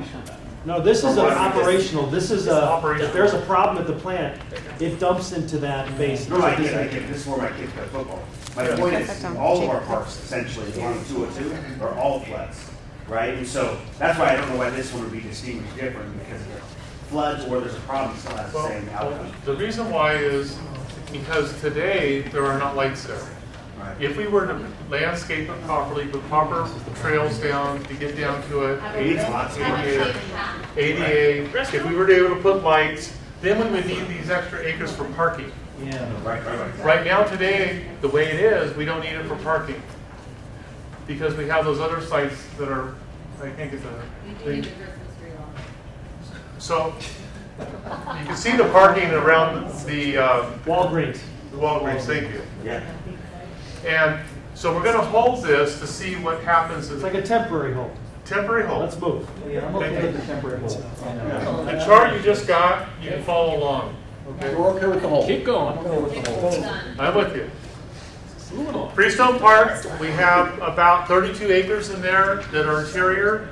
As part of it, the disc golf course is on there. But the most awesome disc golf course, I think Gilbert Leadership Project, known to mankind. Trails, splash pads, and other park amenities. There's been some interest by tennis center, pickleball courts. The master plan says create a year-round pool by the tennis courts. I would recommend hold. Elliott District Park. This one, CIP calls for an activity center. Sell it. A master plan. Yeah, to the church. Multi-use field or synthetic multi-use field. There's an interest for parking for the church. There's also an interest for multi-use field rugby. There's also an interest for economic development from the Economic Development Department. And so what my recommendation for this one is hold until after we finish the design and revisit it next year. Hold. Does anybody have a problem with any holds, temporary holds? Because I think we could go faster. I don't. 3/4. Keep going. Next one. Keep on going. Keep going. The next one is an easy one. It's owned by Mesa. We really And don't. Gilbert and Queen Creek. Right? But not the And, land. and we don't really. We're 40% interest. So we don't have access to this completely, but we want to hold it for park use or buffer. And then the last site for holding is this site next to the South Area Service Center. Basically, I want to hold this also until we reevaluate. We have a nice synergy with the fields up above, so we'll take a look at this one as a separate use later. Oh, is that like BMX on there or something like that? No, sir, I'm not saying that today. Okay, hold. Hold. Okay. Okay, now, we're getting Mayor, pay attention. So now, you've just seen those 6 properties, all holding. Crossroads Park. The next 2 have a little bit of challenges. Thank you.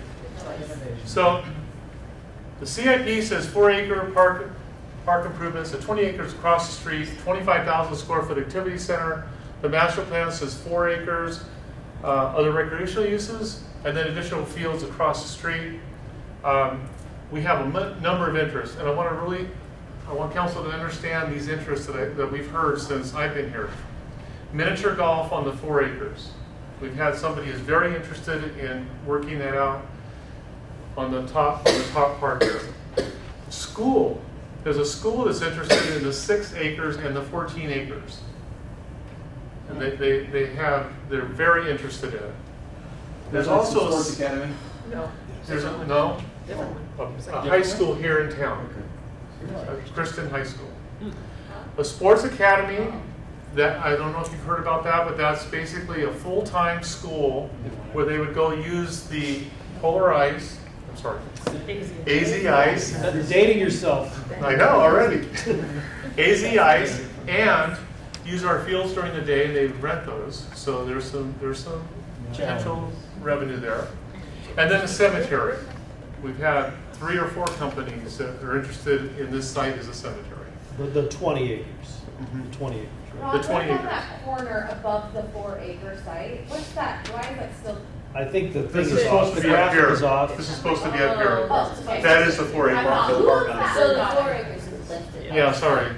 My recommendation is hold the 4 acres for either public use or a park use, a private park, public use. So I'm actually very interested in putting out an RFP to see what we can get on the 4 acres, similar to what we did for Arizona Ice, which is basically bring some more revenue to help support operations. Bad place for a field because kicking balls over the fence into the street, lack of parking. But I think like a miniature golf course or something along those lines would go very well there. So that's what I'm recommending.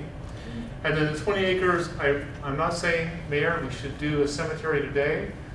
We're going to bring that back, and actually, Jacob, you're in charge of that now, right? So Jacob's going to be bringing back the recommendations for how to proceed. We're working together, and we will bring that back in early September, the meeting in September, actually. Because we do get to see Question for you. In other communities that have cemeteries, whether they're public, private, or just public only, partnerships, do they generally fall within the Parks and Rec department? It really depends. It depends on how they're structured. That's not what we're proposing initially to go look for. But you'll hear about that in September. So no. So, but your question today is remove or no remove? Remove from park. Keep the 4 and let the 20 be removed. Repurpose. Keep the 4 and let the 20 go. No, they just want to remove it from the park. If we decide to keep it within the Parks and Rec, as one of the No, recreation, not that kind of. Only 20 acres available for something else, Including other than ball Other fields. than If we keep it, we're putting fields on it. Yeah. Or something like that. So I'm recommending removing it from park use. Yes. That's all we're talking about today. Yes. Okay? What you said. Next. Self-recharge area. For some reason, this is in the CIP as a new riparian preserve. Right across the street is the Chandler Heights Basin. The master plan calls for wildlife habitat, visitor center, all sorts of things. Really, the Public Works Department needs this for recharge. And economic development also has an interest because it's going to be on the corner of a major intersection across from our park. So I recommend remove it from park use, but hold it right now while it's being evaluated for recharge needs. Yes. Okay, now. When we say remove, what options is that going to give us to sell it and use that money to reinvest in parks? That's going to be talked about tomorrow. And so Jared, on all of these, this is just direction to staff that now we are freed up to explore some other options of either sell, repurpose, that it's no longer solely to be looked at for parks use only. It's nothing official you're doing for us today outside of direction of staff. And Jared, at an extremely high level, as long as any proceeds are repurposed for a public use, we're in safe area in terms of any laws or rules that regulate.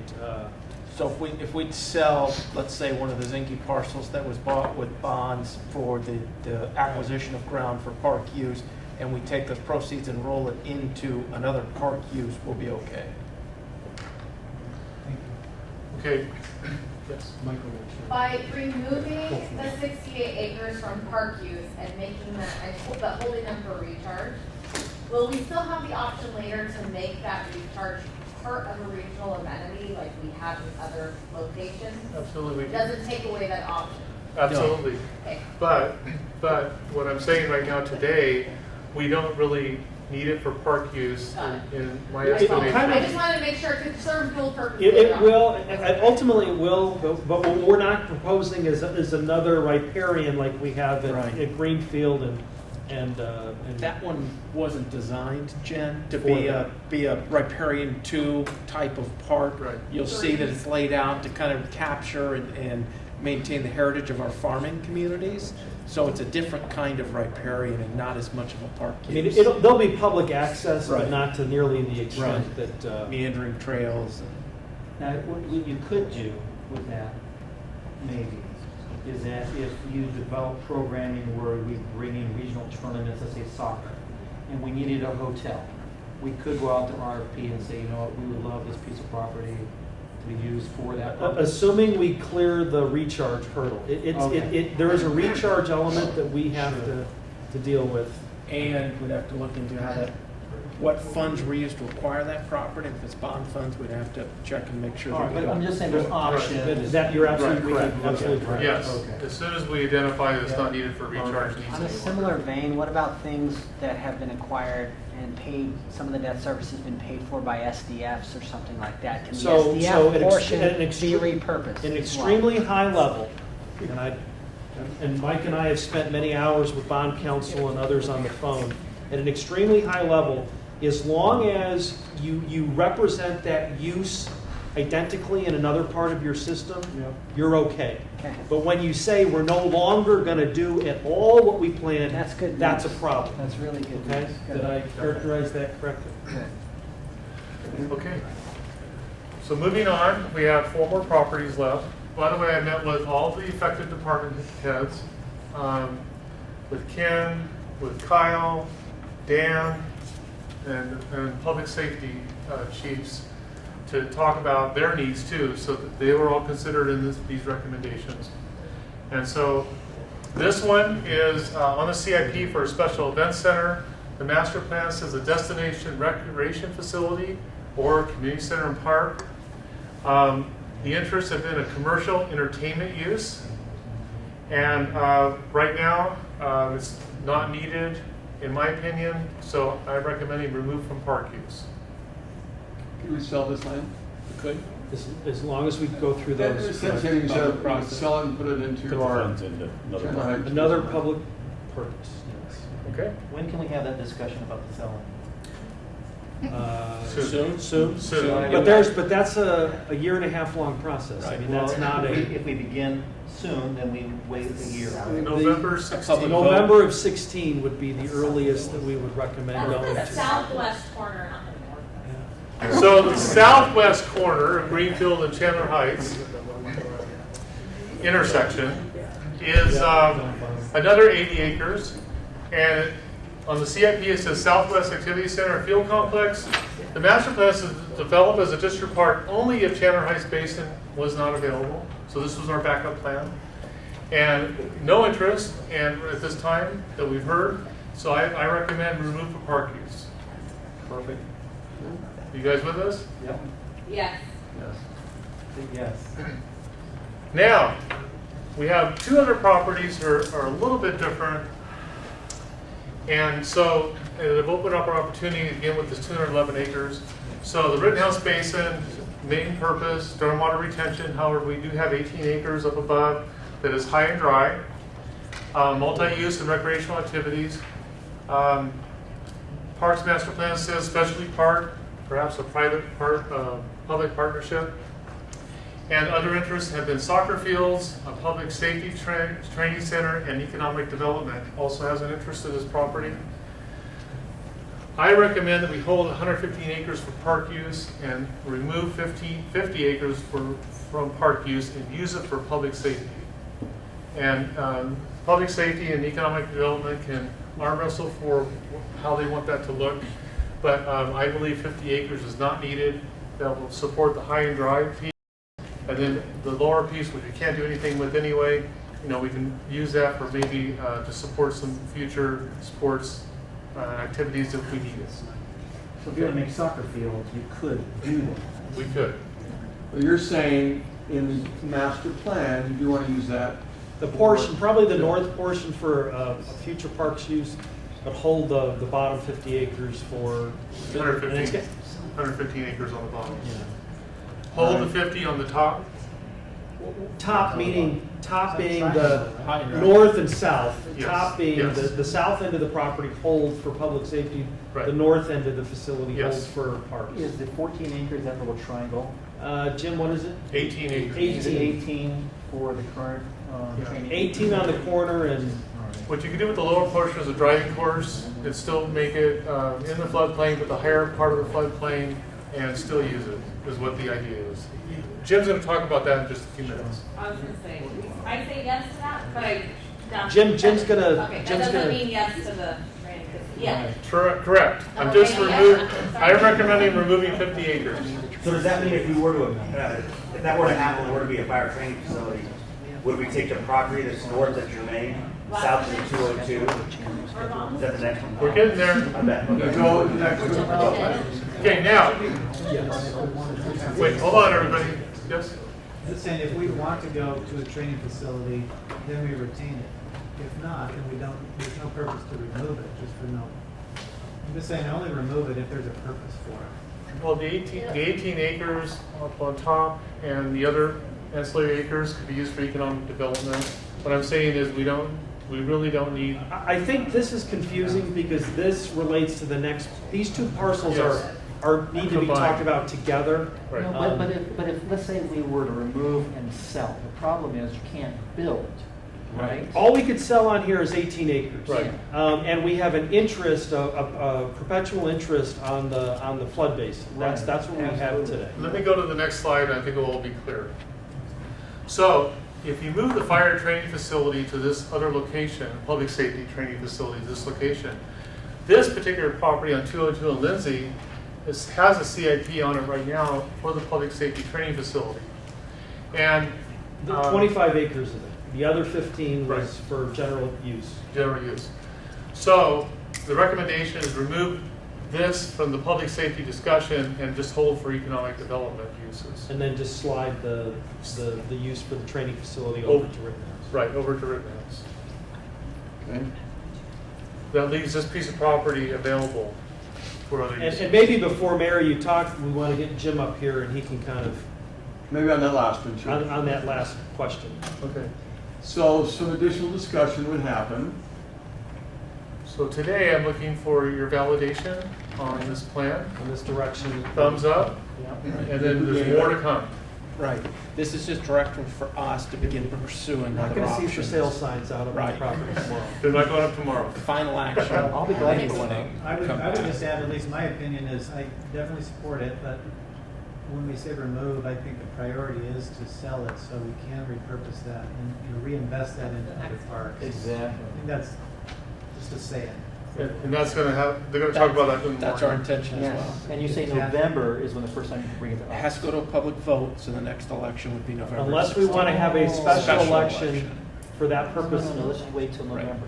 And just a quickie on that southwest Jermaine and Greenfield, because it's close to the freeway, is that a potential rezoning so it could be more economic development, commercial property? We'd want to explore Which that. one, multifamily? The Ziki Ziki North? I'm saying not We'd multifamily. we'd explore options, Mayor, on how to return the highest value to the community.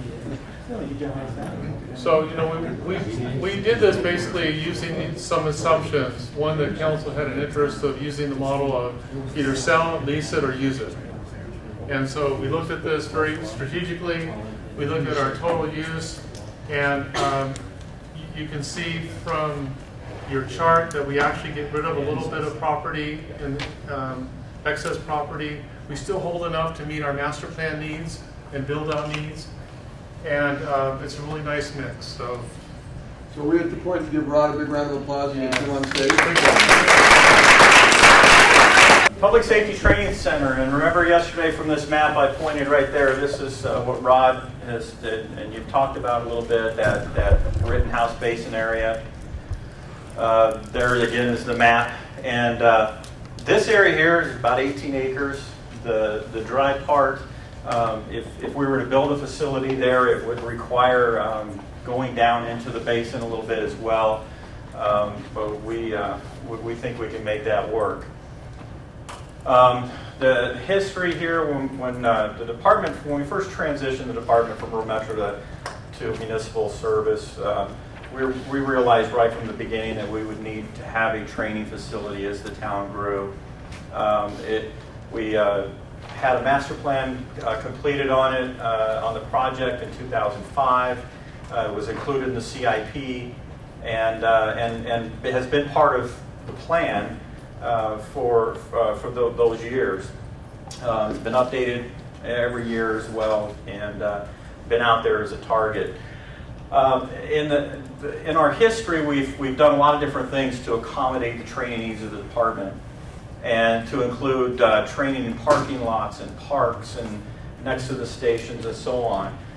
And so, you know, we've looked at a lot of different options, and as far as what we were able to do as a smaller department, we've also used our neighbors' facilities.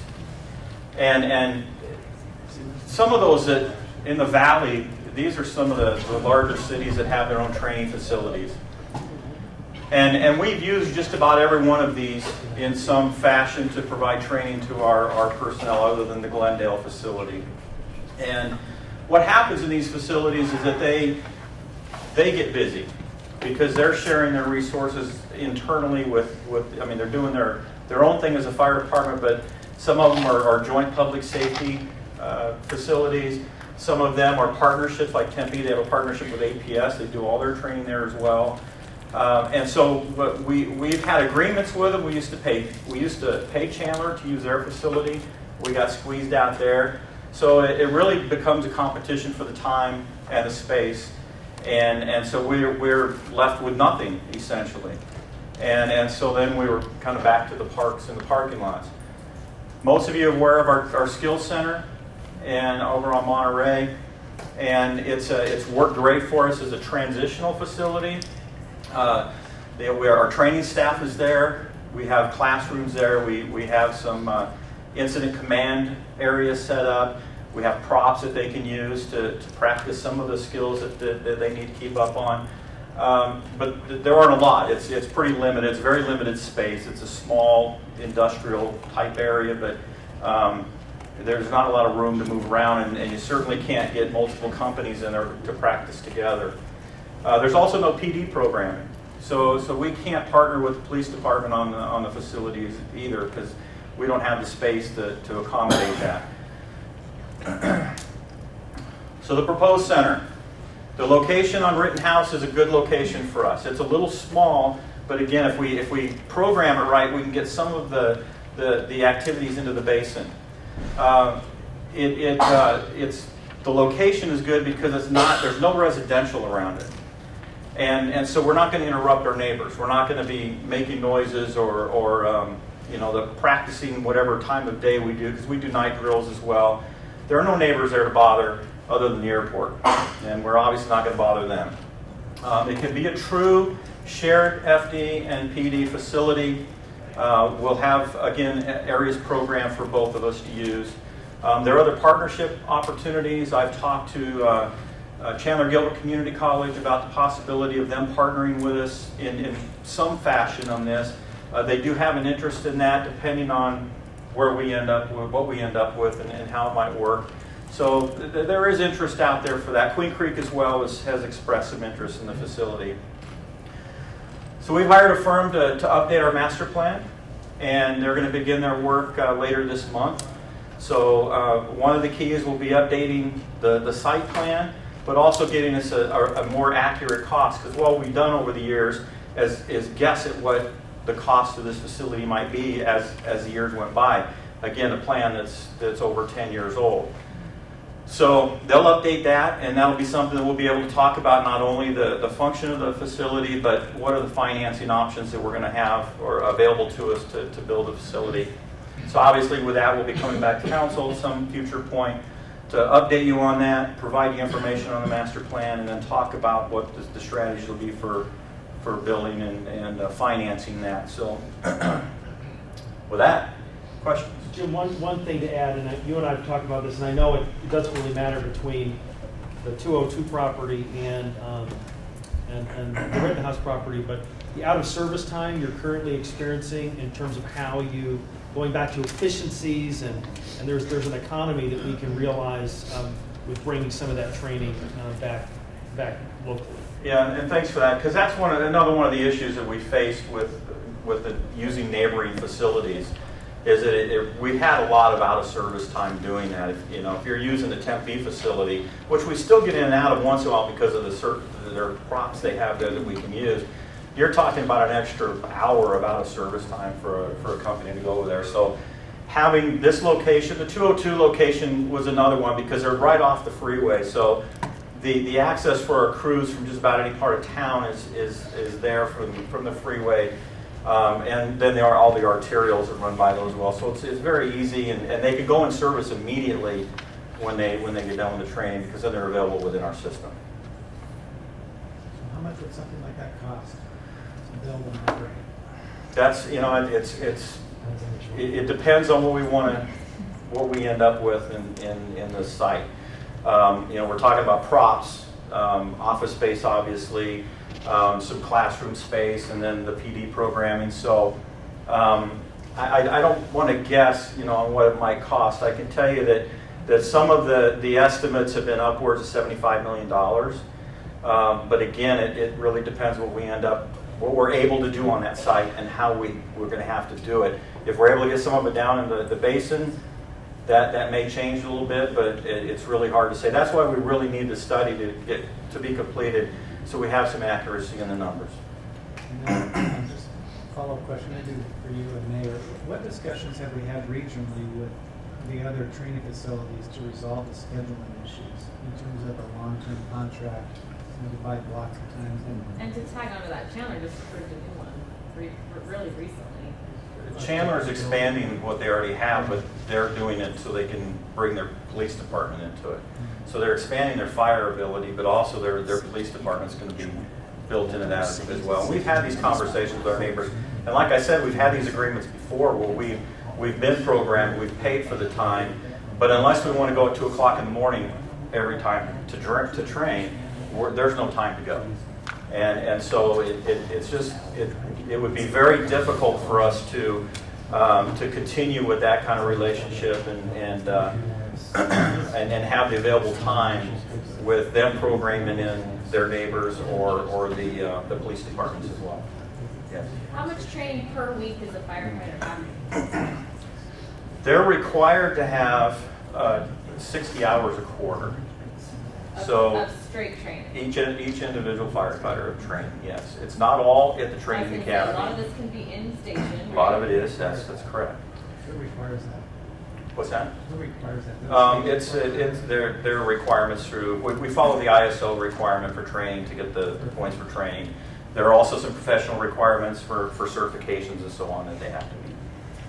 240 hours a year, basically, per firefighter. Correct.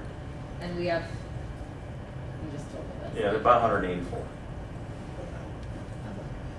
The other thing is it's not just the required hours that there are certain things they need to be trained on, and they need to train together like any team would. Individually, there's very little they can train on that makes them proficient in doing their job when the incident occurs. They really need to train together, and they need to have somewhere to do that.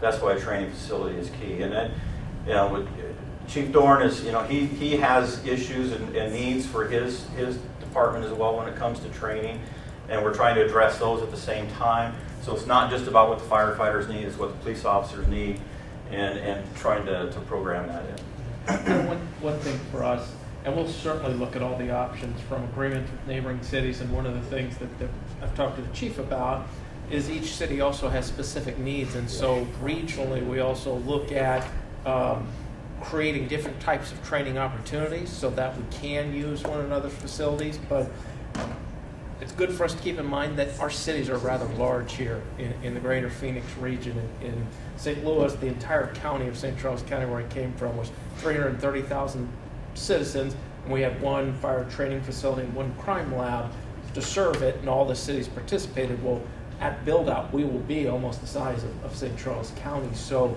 we might think it's repetitive or redundant to have a training center in Scottsdale and Chandler and Mesa and Gilbert. That's because our communities are so large. So when Jim talks about the inability to get access, we can, but it's at 3 in the morning, and that becomes very problematic to do that and do it effectively and do it in a team-based environment. But we'll certainly look at all cost-saving measures to make it as effective and low cost as possible.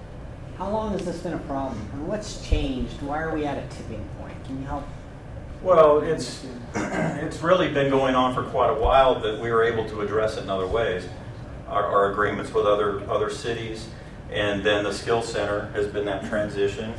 But like I said, we're limited in what we can do in that facility, and that's catching up with us. We have people today, our crews today are out in parking lots training.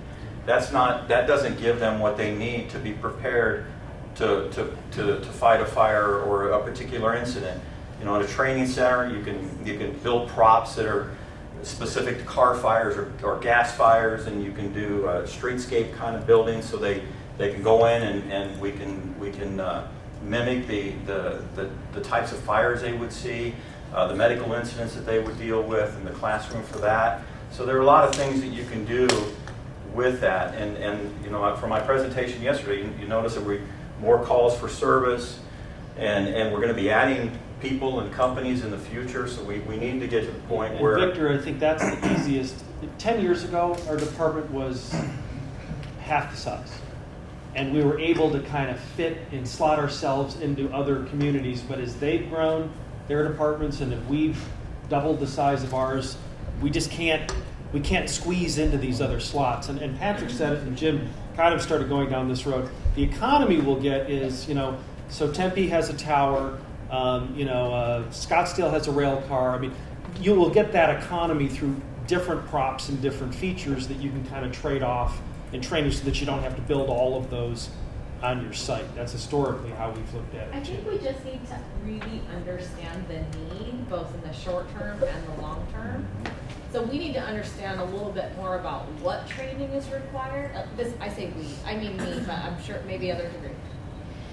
I need to understand really what that training entails, why parking lot training isn't sufficient.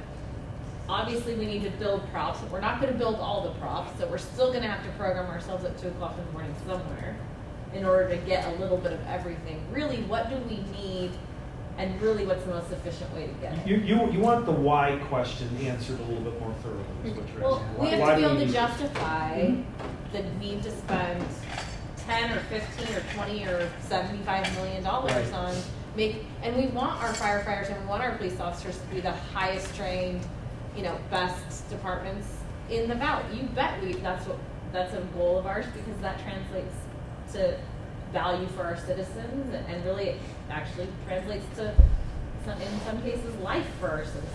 That's important to us, but we have to be able to justify how to get there financially. Jared? And then I would just add, in terms of real estate, does it have to be right there? Dan, I look to you. Maybe there's another place that is a better place to park this, because, right on Power Road, that's probably a better economic development place. We can still meet the needs once they're defined and funded.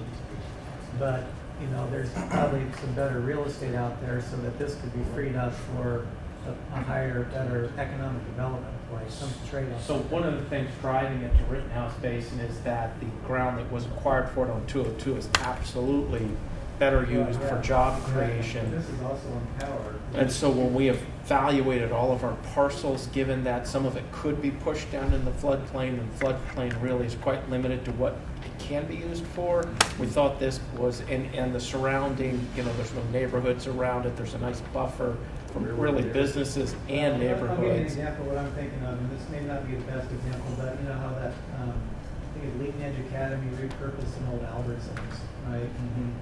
That was not gonna have a strong economic development play, but they put it into a charter school that's Right. with a beautiful gym and lots of great classrooms and things like that. So, if Dan sees some real estate out there that can be repurposed for what we need, that's less important economic development than right on Howard Road. That's kind of the thought. And Patrick, your comment about the floodplain, can we put buildings there? No, but we put the parking, the driving track there, the asphalt, but no buildings. Unless you want to move a lot of dirt. One last question. I know there's one more fire station planned. Is there thought about combining the two to the same place? Right in the Could you middle get of economies of scale Right in out the middle of of a residential Yeah, neighborhood? trying to there's no reuse a room. building? Yeah, there's no room there, plus it's right in the middle of a residential area. We would be flooded with complaints. That's one of the things that Mesa deals with on a constant basis, is complaints from the neighbors when they're using the facility.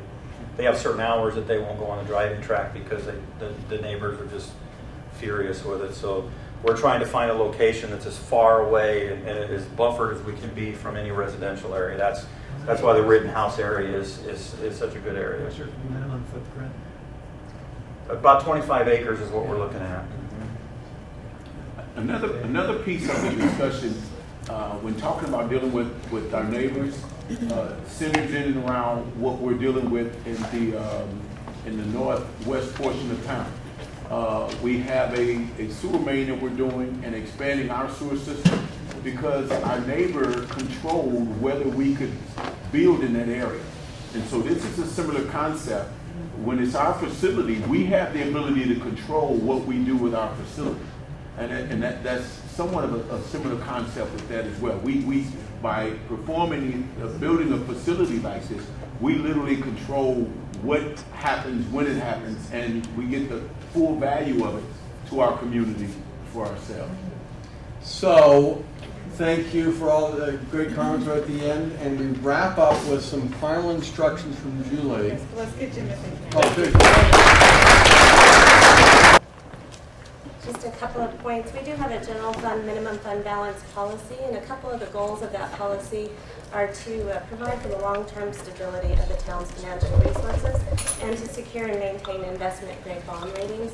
This was acknowledged in a statement released by Moody's in April 2015.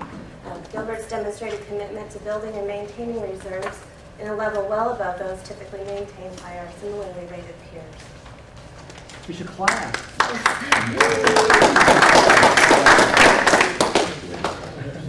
So when we benchmark to other AAA-rated communities, you can see that Gilbert has a minimum fund balance policy for the general fund of 25% of our ongoing expenditures plus 1 year of debt service. We have adopted that as a best practice for our streets and enterprise funds as well. We currently do not have a debt service minimum fund balance policy, and we'll be discussing that later in the presentation. So when we look at establishing a minimum fund balance, we need a AAA approach. We first must accept that each of these funds is subject to a level of uncertainty. We must assess what that level of uncertainty is and then augment it with Gilbert-specific data to include a range of impact that we can expect. An example of that would be the storm of last September 8th. I don't think any of us could have anticipated that or the impact that it would have on our infrastructure. But now that we have that historical information, we can better prepare. So today for the SWOT analysis, we're going to look at our general fund and streets funds together, as many of the impacts for them are similar. So the strength of the general fund and streets fund, we go through a zero-based collaborative process, zero-based every 3 years, and the collaborative process through the executive team prepares that budget. The general fund is the least restrictive of all of our funding sources and provides for a wide range of services throughout the town. And there are multiple revenue streams within the general fund. Opportunities, we have potential mitigation through adjustments in revenues. Several of the departments that are in the general fund and streets fund are undergoing process optimization through Lean Six efforts to make sure that we're allocating those assets as efficiently as possible. And each year we do a fee review and bring any proposed changes to council as part of the adopted budget, or proposed budget. Some of the weaknesses, LRIP, we heard from Ken yesterday. The general fund, the Parks Department is about 20% completed with the first phase of LRIP. They anticipate another 20% for FY16. And just to give you an order of magnitude, we have approximately $1.5 billion in general fund assets. About $922 million of that is yet to be depreciated. So if we, worst case scenario, we're going to have to replace all those assets, minimum would be $1.5 billion. The general fund, also the revenues, some of the largest revenue streams in the general fund are subject to changes in the economy, and the revenues in there are also related to growth, and those will not be sustainable as we reach build out. The streets fund is also restricted for use, as the HERF dollars must be used for arterial improvements and repair. Threats. Both funds are subject to legislative impacts and increased regulations. Councilmember Daniels mentioned yesterday for the streets fund that HERF funds are swept historically to help fund the DPS crime lab. And with FY16, we saw an impact from the Arizona Department of Revenue for the general fund. And again, the largest revenue streams are subject to changes in the economy. And going back to LRIP for the streets fund, there's one area in streets where we do preventive maintenance, and typically we fund that at about a $3 to $4 million level each year.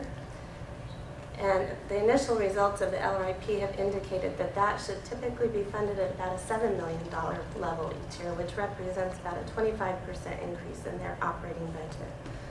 Another area that we have yet to assess and include in the LRIP is sidewalks. We typically spend about $800,000 in a year responding to citizen complaints where sidewalks are a trip hazard or they have heaved. That $800,000 allows us to replace between 2 to 3 miles of sidewalk depending on the severity of the repair. We have about 1,800 miles of sidewalks within the town. So our enterprise funds for our utilities. The strengths, so far the growth in new customer accounts remains steady, and the demand is driven by customer need through rates and fees. The opportunities, annually we do a rate study and we assess those revenues and look at how we're operating and make sure that we're operating as efficiently as possible and review the rate and structure to make sure that we're allocating those costs to the drivers, correct drivers of the cost. Weakness, again, LRIP, the total cost of the program is to be determined. And CIP projects, we're experiencing areas of the town that are still growing, so we have plant expansions that are scheduled. But at the same time, we have areas of the system that are not entirely built out yet, and we need to provide that redundancy. An example of this would be the water main break in the Heritage District, where we experienced a 4 to 6 hour outage on a Friday night during their busiest time. If redundancy had been in the area, we could have restored services more quickly. Threats, the growth in new customer accounts is not sustainable as we head towards build out. They are all subject to changes in the environment, such as drought, or for an example, if we have forest fires in northern Arizona, it drastically changes the quality of the water that we receive in the plants. It requires more resources in the way of processing and preparing it for the citizens to use. And regulatory changes, such as the National Sanitation Foundation Standard Number 61 that required us to stop using lead parts and switch to brass, which is a little bit more expensive.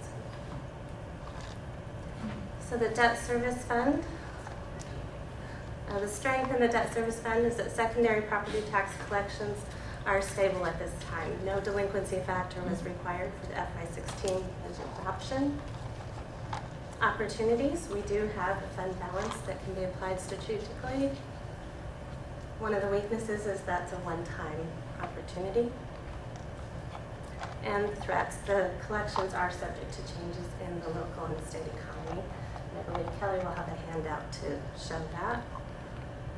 So just to summarize, the cost of LRIP for all funds is still to be determined, and it could be significant in many areas. Growth-related revenues will not be sustainable as we head towards build-out. Our revenues and secondary tax collections are subject to changes in the local economy, and there's legislative and regulatory impacts or environmental impacts. And strategic use of fund balance can help us mitigate any of these uncertainties. With that, I will turn it over to Kelly Post, our budget director.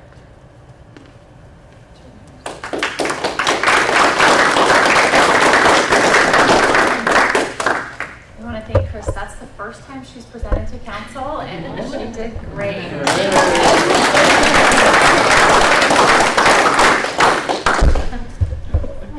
Chris gave a great background about our reserve funds and our policies, and we noticed that we have them for most of our funds, but we don't for debt service fund.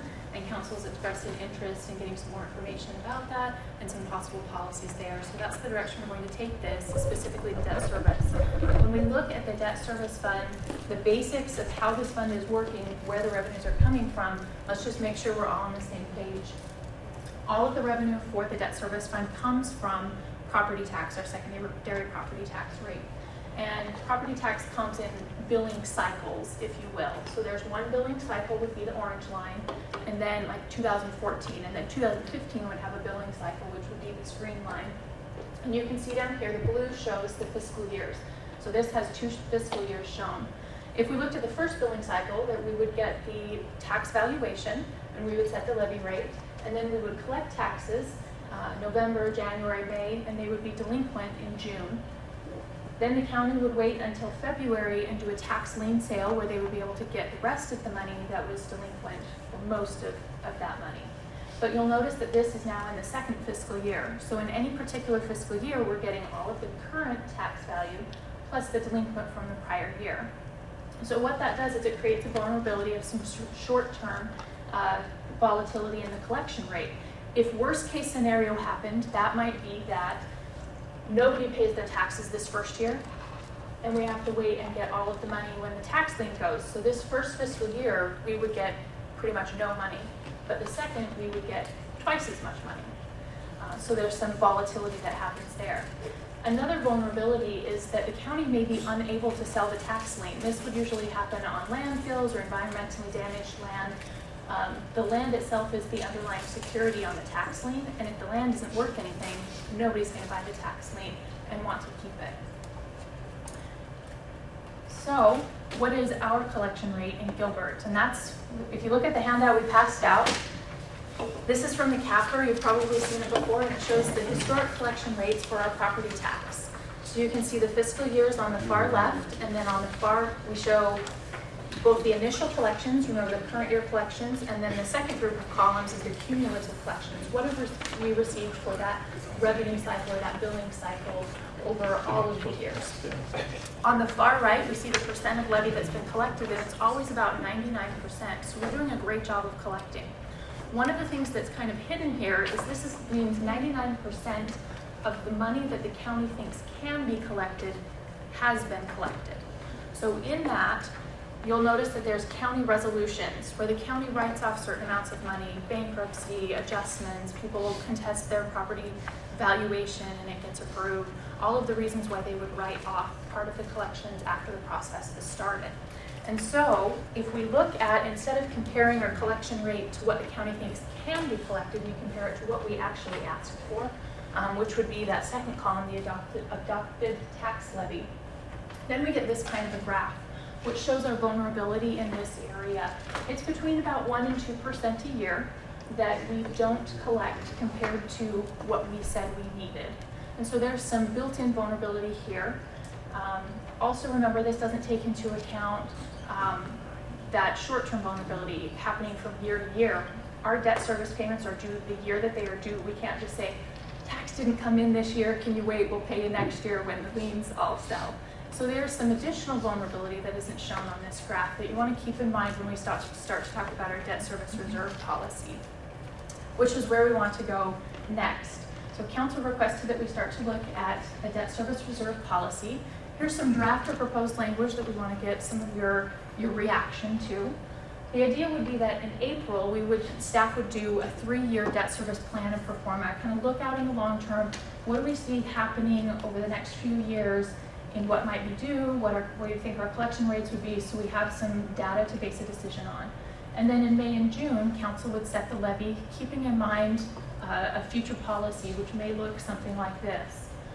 If the remaining debt service fund balance, remaining meaning after we pay our debt service payments for that year, so we pay all of our obligations, if the balance exceeds 5% of next year's debt service obligation, then council may consider use of fund balance that any amount in excess of 5% for the following purposes in order: reducing total interest costs, reducing the total term of outstanding debt, reduce the proposed tax levy or rate, or you can hold it and leverage it for future opportunities. If there was only $5,000 above the 5%, then that wouldn't really get you very far on any of the other, or you may have a goal in the future that you would want to hold it for. So what we're here today is really seeking your thoughts and opinion, your gut reaction. Is this language that's been proposed moving in the right direction that you would like to see, or are there some course corrections or thoughts that you would have on that?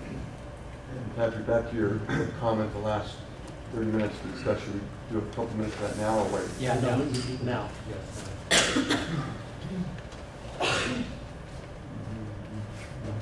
Microphones. Do you have the ability to, I would love to go back to your graph.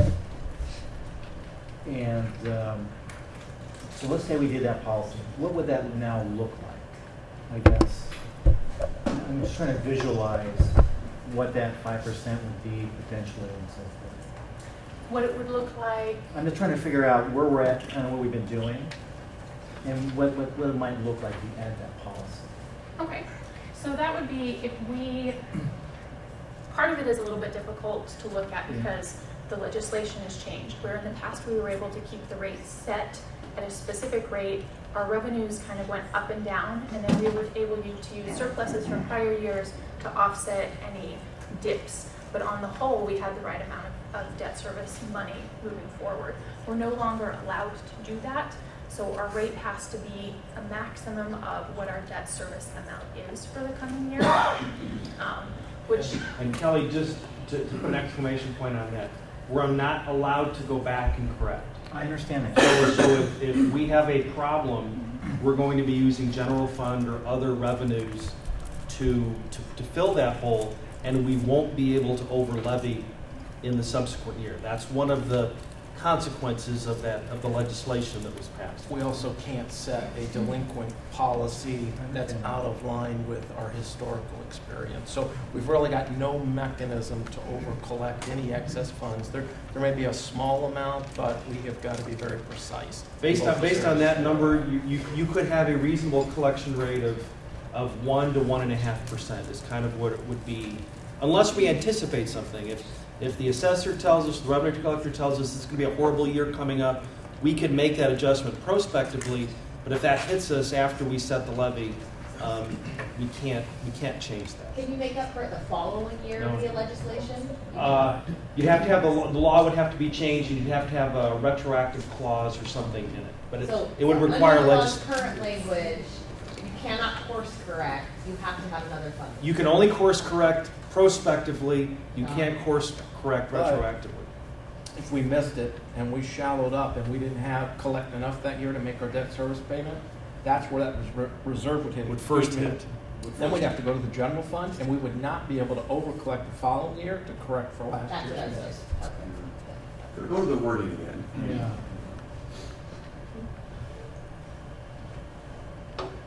And keep, looks okay, and we've talked about it, I may just not know what questions to ask of impacts of maybe if things went wrong, what would be the downside of this? Well, to answer your question, Mayor, the downside of this, or the upside of this, is that we keep an adequate cushion for that chance that something happens and we didn't project the delinquency rate or set the tax rate properly. We've got some cushion before we'd have to go to general fund. The downside of this, I don't think that there really is one outside of, you wouldn't be able to use below, 5% would be the floor. You couldn't touch those funds below 5%. And for numbers, the 5% would be $1 million. Is that what we calculated? Based on the current debt service number, it'd be about $1.5 million would be the floor. And again, remember our debt service payments are roughly $20 million. So it doesn't. I mean, even at 5%, there's not a lot of wiggle room. There's not a lot of wiggle. So in let's that. say we decide this coming year to add another 35 million. Then if we added, for instance, if the policy direction council said we're okay with the debt service going up to 35 million, then this would kind of sit in stasis because we would be below the 5%. Let's say let me play this out. You pull it down to $1 million in this year coming up. Then we issue new debt, which is now $35 million. So then we just basically keep that $1 million in there. You wouldn't be able to do 1, 2, 3, and 4 until such time as accidentally that number were to creep back up. Well, because I anticipate 35 million, we get a spike next year, right? No, that was payment of that. No, that was the year we If we just sell finished. additional We wouldn't bonds, be- then yes. Oh, we'd have to issue more bonds. We wouldn't be compelled, Eddie, to take money out of general fund to bring it up to 5%. We would just let it sit until it naturally. That's the is why back we up. wrote it. If it remains higher then, rather than having you have to do an assertive, now you have to get 5% back in. Because of we kind of throw around one time. This is an absolute one time. I mean, this is not something that we could say, well, let's bring it back up to a higher percentage. Right. We're in a good position now because we have some fund balance, but we are not allowed to create new fund balance on purpose. I think one of the concerns that I have about the way that this is written is we're only talking about next year's debt service. So when you say 5%, we can map that out for as long as our debt allocation remains stagnant, right? Well, that's why we tried to start with the 3-year scan to begin with, to try to show you what we anticipate over the next 3 years. And it doesn't say must. None of those say you have to. Right. It says you can. We essentially have 4 options with the remaining debt service amount that's in the bank. Jen, is your concern the 5% number should be higher? No, my concern is that 5% is going to fluctuate. And so what if we find ourselves in a position right now where 5% for next year, just for pure argument's sake, is $5 million, and we have that amount. We have $6 million in the bank, but the following year, 5% is actually $7 million. Right. How are we going to, I guess, back into that? So the problem we're having, and we're trying to help in terms of numbers, we were specifically requested from a couple of you, and I think it was more than just a couple, but what's the number? Right. Show us a The number. minimum amount, right. Well, that's the problem with giving you a number in a fund you can't replenish. There's not really, so we gave you what we felt that would be the minimum that we would want to keep in there for an oops or something that we couldn't deal with. I'm saying maybe the minimum doesn't need to be a percentage. Maybe it should be the minimum dollar amount that would be 5% or greater for the next 3 years. So what I'm saying is that we may need to keep $7 million in there, because 3 years from now, our 3-year projection, and maybe we should go back to that slide so that I'm using. We don't have that. Well, that's just collections. That's not the debt service payment. Okay, so going back to one of Victor's graphs, our debt service over the next 7 years is relatively flat. It's $18.5 million for the next 6 years, and then it drops off to nothing, because that's how our debt was structured out. Well, in 90 minutes, we want to talk to you about opportunities to issue more debt. Well, that will have that's an why setting impact. a specific dollar amount would. So I think this may help too, because what is the most we would actually think we may need to use in a year as a percentage? Because if we go back to that other chart, we go historically, the maximum delinquency rate I've ever seen was around a little over 4%. Okay.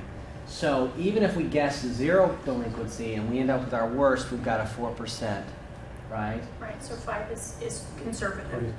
But in the past, we haven't been as concerned about how accurately we're projecting delinquencies. So because the law changed. Probably our behavior on projecting the delinquencies is going to change and increase in accuracy, I would guess, because we're going to be studying that a lot more carefully.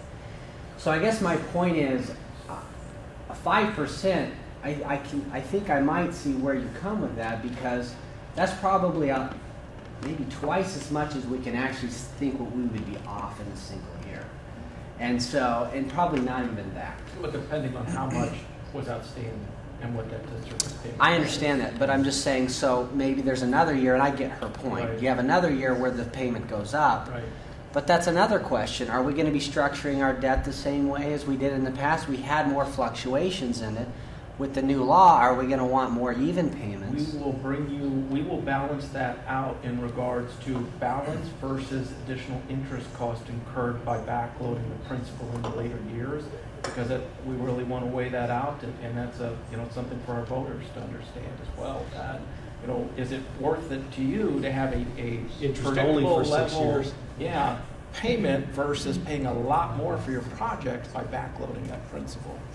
Yeah, and I understand that. I just think that that's a lot more serious decision now because of the new policy. Well, no, the law. The stability. The new law. Well, I mean, let me ask you a question. As I envision, interest rates will decline. So That's an absolute. So my question is, how does that affect our thinking for long term? Well, and again, and I don't want to. Well, the part of the problem is we've had some flexibility in when we could issue debt in anticipating some of those things. Yeah. This law change has taken that all away from us. Essentially, we will only be able to issue debt, or unless you want to do interest only, which is not smart, or cap interest, is we have to issue debt essentially in April, May, or June of each year. That's the only time we'll be able to issue debt. We won't be able to issue debt in outside of any of those times. And somebody will say, why?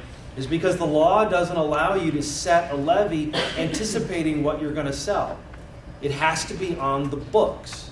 So if we were to sell debt in October, we'd have to capitalize interest for January and capitalize interest for June and then incorporate it into the levy for August. So essentially the voters will be paying more in interest because we can't collect it. So that's one of the other downsides of this law changes. Before, we could have done exactly that, Eddie. We could have said, look, the Fed, everything the Fed is telling us is that interest rates are going to go up in the spring. Let's issue in the fall to get ahead of that and save millions of dollars in interest cost over 25 years. We will now no longer be able to do that. So that's the downside. Well, we could, and that's where having some reserve fund balance to allow us the flexibility. That's number 4. To balance and weigh all that out. What's the cost of paying some of that during that gap versus the long-term interest cost by rates going up?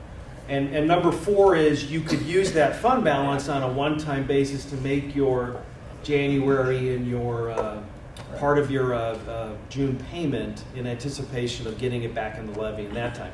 We've lost all that flexibility now with the law change. So first of all, I think because of some of the things you've identified, and some people may be surprised, but I think they do need to make some adjustments to that law. And I understand the purpose. I understand the purpose. I think we have quite a few guys. I understand Victor, I agree with you. I think and I'm not talking major changes would even be necessary, but some slight adjustments probably need to happen. But Yes, the law was well intentioned. It just has consequences that are now causing harm to the voters. But to I know the- everyone's like rejoicing. I happen to know some guys, right?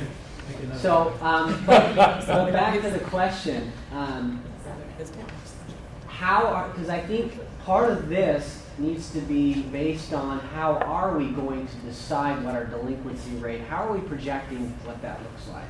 What does that process look like? Because if we look at historical trends and we base it off of last year's delinquency rate alone, even that would be pretty close because year over year they changed pretty gradually. So the most we would ever be off is maybe 1% or so. I guess what I'm trying to do is understand how far off could we be based on what we know now and the tools we're planning on using going forward. That gives us a better sense of this 5% and how useful it is.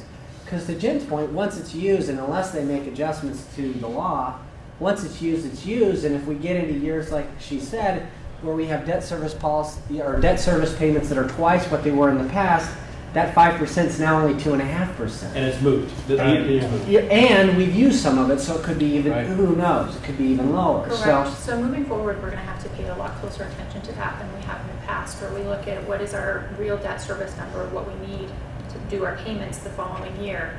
What's the rate that we've typically deviated from that, and using that delinquency rate to bump that up just enough so that in the end, the actual revenues that come in match what our payments are.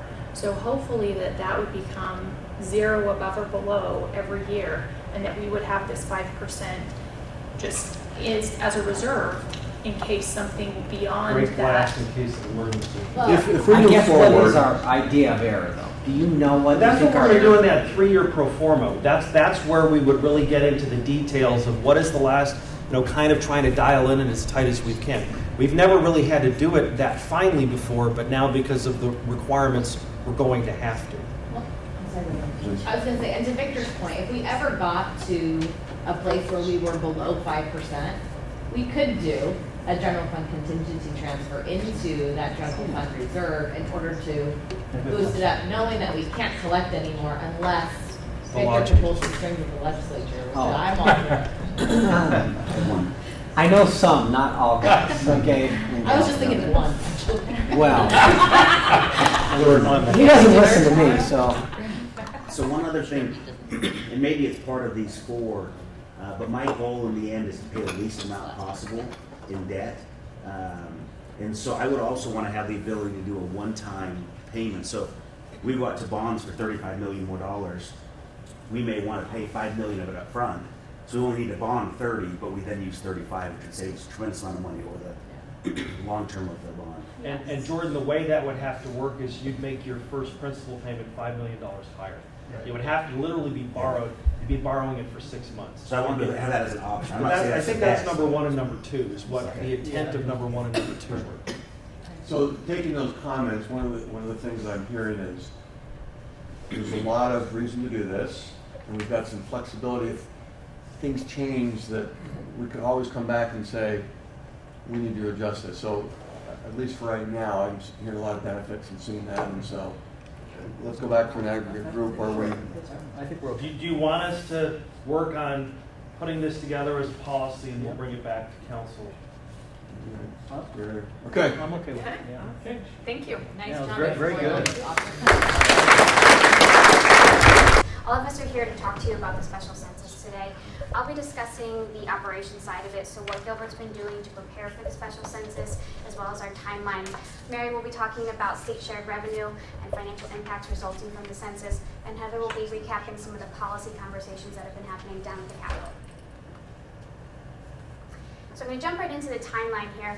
Our first phase of recruitment kicked off in June. Second phase started in July. It will extend all the way through the end of August. We hope to have every enumerator tested by the end of August. And for census language, enumerators are the folks that are going door to door taking the surveys. Page Park became the Bureau's headquarters. This past Monday, they will occupy that facility until probably early mid-December. Marketing and outreach efforts kicked off in August. They'll really start ramping up as we get closer to the census, and then they will taper as the census kicks off. How are we doing on recruitment? We are actually doing great in recruitment. I have, next slide is all detailed. Marketing and hiring of census employees. So we started this week. We brought our first census employees on, and they will be hired kind of in phases till about the end of September, right before we kick off on October 1st, and the enumeration will run until just about Thanksgiving. They're hoping to wrap up before the holidays. It is possible they could extend into December if they do not get the full count at that time, but we're hopeful they can stick to their 8-week timeline. So from an operations perspective, there's really 3 pillars. There's recruitment and hiring, marketing and outreach, and then the facilities end of it. So to the mayor's point about recruitment, we have to recruit about 1,300 employees. We need to retain about 450 of those. Of the 450, 400 are enumerators, so they're the bulk of our group. The Bureau indicated that they would seek to hire 600 if the candidate pool was available. This position, a lot of attrition happens in it, just the nature of the work going door to door. There's a lot of turnover, so we need about 400 to finish the enumeration in that 8-week timeline. In regards to applications, this number is probably closer to 500 by the end of this week. So we've had about 500 applications turned in that we've given to the Bureau. We've had about 900 folks say, I'm interested, sign me up for testing, but have yet to turn in an application. And the Bureau has just under 400 individuals in their DAP system that are already qualified and ready to work for the census if they're interested, and that's just Gilbert's pool. So we have just a question then. So, County of Gilbert, are we the actual employer? Yes, that we have a quasi-relationship. So this is right down here from a payroll, AP, mileage, workman's comp perspective. Gilbert is responsible from a personnel management side.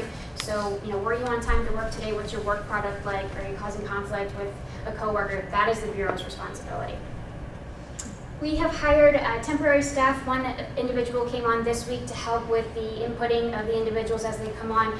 They're making up not quite half of our current payroll, so it's a lot. It's a shock to our payroll system. So bringing on the appropriate staff to make sure we can get these folks in our system and get them paid and their mileage paid out on time. Existing staff also have out-of-class opportunities to earn additional revenue to put them in. So hiring is we're keeping to 1 to 2 folks and then giving people already on Gilbert staff the opportunity to work as well. So from a marketing and outreach perspective, I'll delve into this a little bit more later. Obviously, most of the outreach is focused on residents. This is the most important message for them.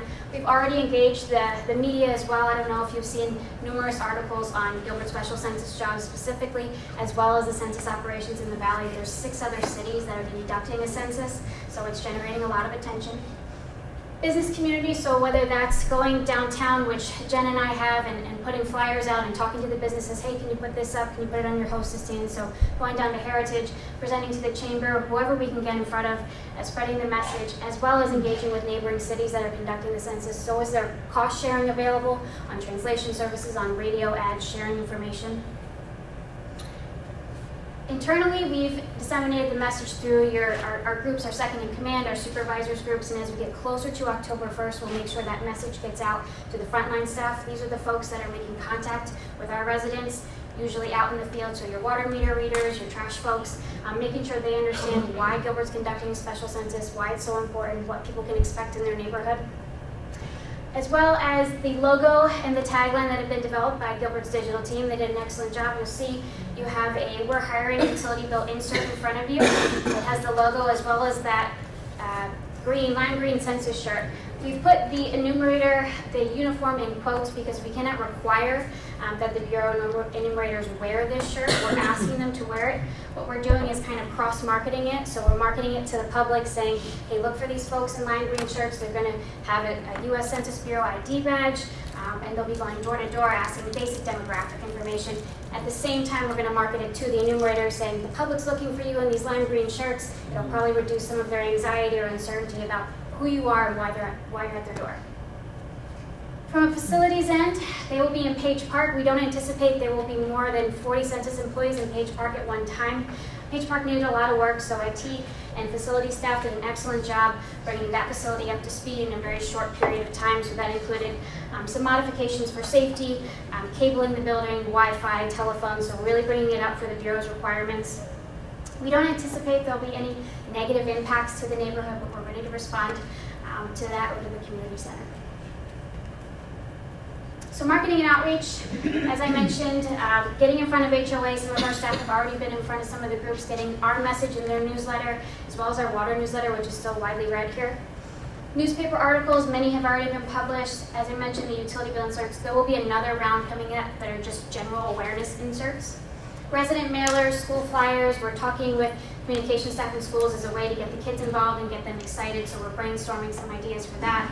We'll use our typical social media platforms, so Twitter, Facebook, Instagram, YouTube. I believe the mayor's shooting with Dana's team on Monday, so we're excited for those videos. The website, and then again presentations, ones like this, ones internally and externally. That's the Be Counted logo, the tagline, bring your tax dollars home, be counted. We want to make sure that every time people call utility billing, or they're calling us, that our staff is mentioning that before they hang up, and as well as the shirt that you've seen. So I bet you're all wondering what happens after everyone's been counted. So we anticipate a preliminary count sometime around Thanksgiving. This is the Bureau's very close to estimate of what they think Gilbert's size is. If that number is wildly off from what we think it is, so if everything we've seen says we're closer to 240,000 and the Bureau comes back and they say you're 212,000, that's when we want to initiate a Were You Counted campaign. That campaign is at an additional cost than what we've already paid, but it allows residents who have not been counted to conduct the surveys and maybe target some of the neighborhoods where the numbers are lower than we expected. Final count will be provided to us from the Bureau sometime between January and March. We have to provide it to the Department of Revenue before their mid-March deadline to get the new funding for the next fiscal year. Does anyone have any questions before I turn it over to Mary?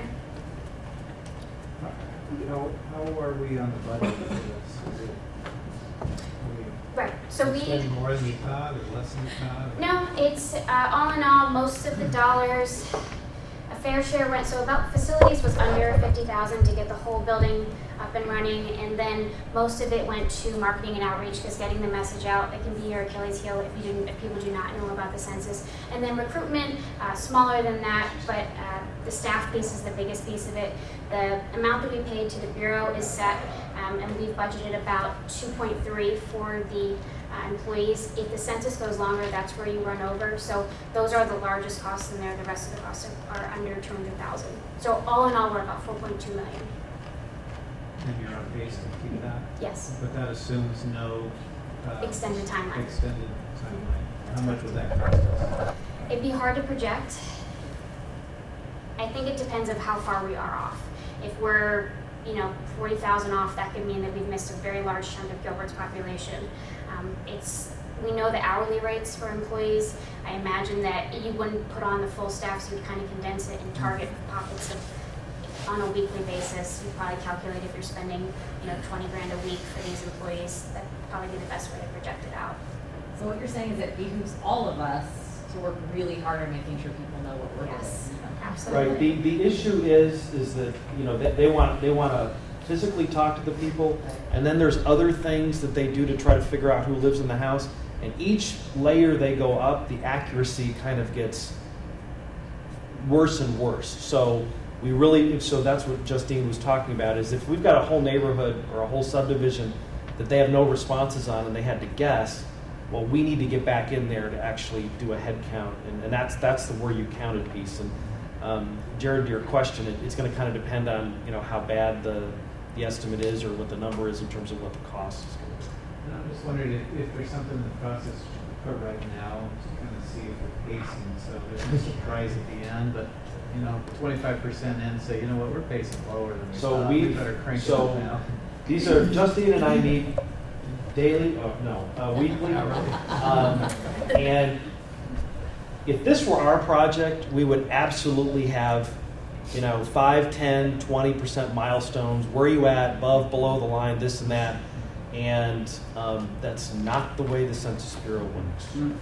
Mark's right. The Bureau has their own process, and their philosophy is, and we've kind of come at this multiple angles, they're not flexible on this, is that they have their mile markers. If they're not hitting their mile markers, then they reach out to the city and engage with you on hey, we're not meeting 20% by week 2, we're having issues, help us. So we can target marketing in certain areas and do different outreach efforts, but they kind of want to do their own process and only utilize us. They'll let us know at the end if they missed it or not. So that's it. Just and Jared, it's kind of deaf ears. I mean, we can't. We just kind of have to try our hardest, and we're going to keep on with the peanut butter approach of marketing, and hopefully we'll stay ahead of it. One of the things we are doing, and it's kind of related to trying to stay ahead of this. The Bureau has told us the biggest problem they have with enumerators is attrition. That that you start out with 600 and you end up with 5 people counting, and it becomes really rough. And this is also not the greatest time in the world because the seasonal employment will start picking up on the tail end of this. So other retailers and other people will start being hiring for the holidays. So one of the things we're talking about, and we'll probably, once we get it to be a little bit more firm, talk to council about some possible incentives that we can put into the structure of the compensation for the enumerators to make sure they make it to the end, so that there's some, and ultimately going back to what the ROI is, you'd keep your time shorter, so it wouldn't be just bonuses to give out bonuses, but it would be bonuses to make sure we don't have to drag this on into December, January, February. And then a couple more questions. Carrie, are these fixed-term contracts? Are these W-2? These are temporary staff. Temporary staff? Open-ended. I mean, if this thing were to drag on through the half of the year, we would. So they could Are you work 20 W-2 hours or or they could work 1099? No, W2s. they're on our payroll. So W2s, W2s, yeah. Are any volunteers? No. Could we have volunteers? They're all. I don't think they have They have to be paid. Yeah, I don't think that is something there. They can donate their paychecks. Yeah. That's all it does. The budget side. Well, but Mayor, what you may find, and again, you probably know more about this that we'll never need to know again. Most of your enumerators are female, and that's just the demographic that applies. You may have volunteers that want to buddy up with people as they walk through neighborhoods and stuff. But if you're actually collecting and filling out forms, our information is you can't volunteer and just say, here, I collected 25 households. I have my own street. Just kind of take logic and put it to the side a little bit. It's not. We're just counting noses, right? We're not counting how many people have guns or how many people. No, have there's. registered. Justine can probably give us a little bit more detail. There is some demographic data that they're looking for. They're looking for ages. They're looking for birth dates. They're looking for ethnicity. Relationship to household or relationship, household. but that's it. Very basic. Yeah, so it's kind of the short. It's the short census form. It's what is it, like 12 questions? I mean, It should only take about 10 minutes per household. If you have a larger household, it'll probably take closer to 15 minutes.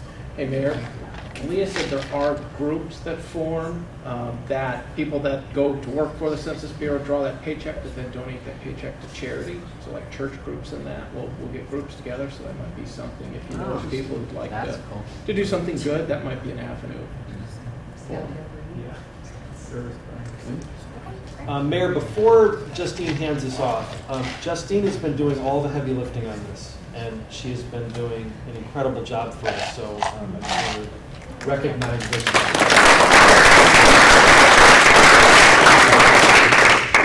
And the fastest talker in the West. Yeah, are you from the East Coast originally? Yes. Yeah, that's why.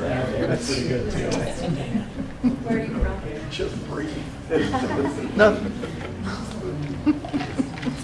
All right, so I'm going to talk a little bit about how the census is going to work with state shared revenues. It's one of the first impacts that census will have on the community and what those updated counts will mean for Gilbert. So in general, revenue sharing is based on three principles: population, point of origin, and need. In Arizona, the most common ones focus on population and point of origin, and those are the ones that we're going to talk about today.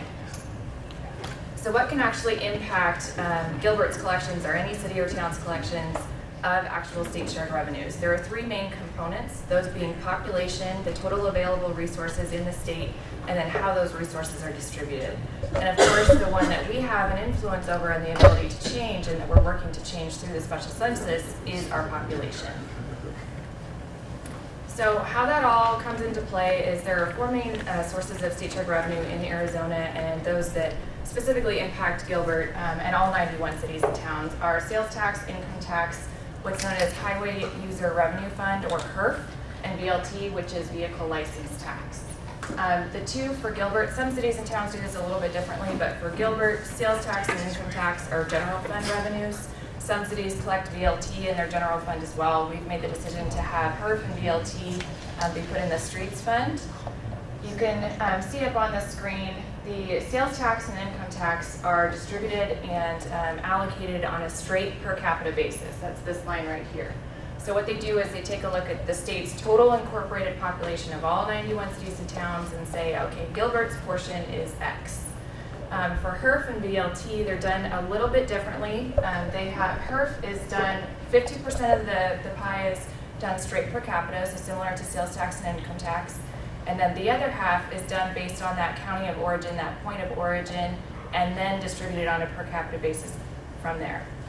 VLT is done just the same way as HERF is done in this second half, which is just based on county of origin and per capita.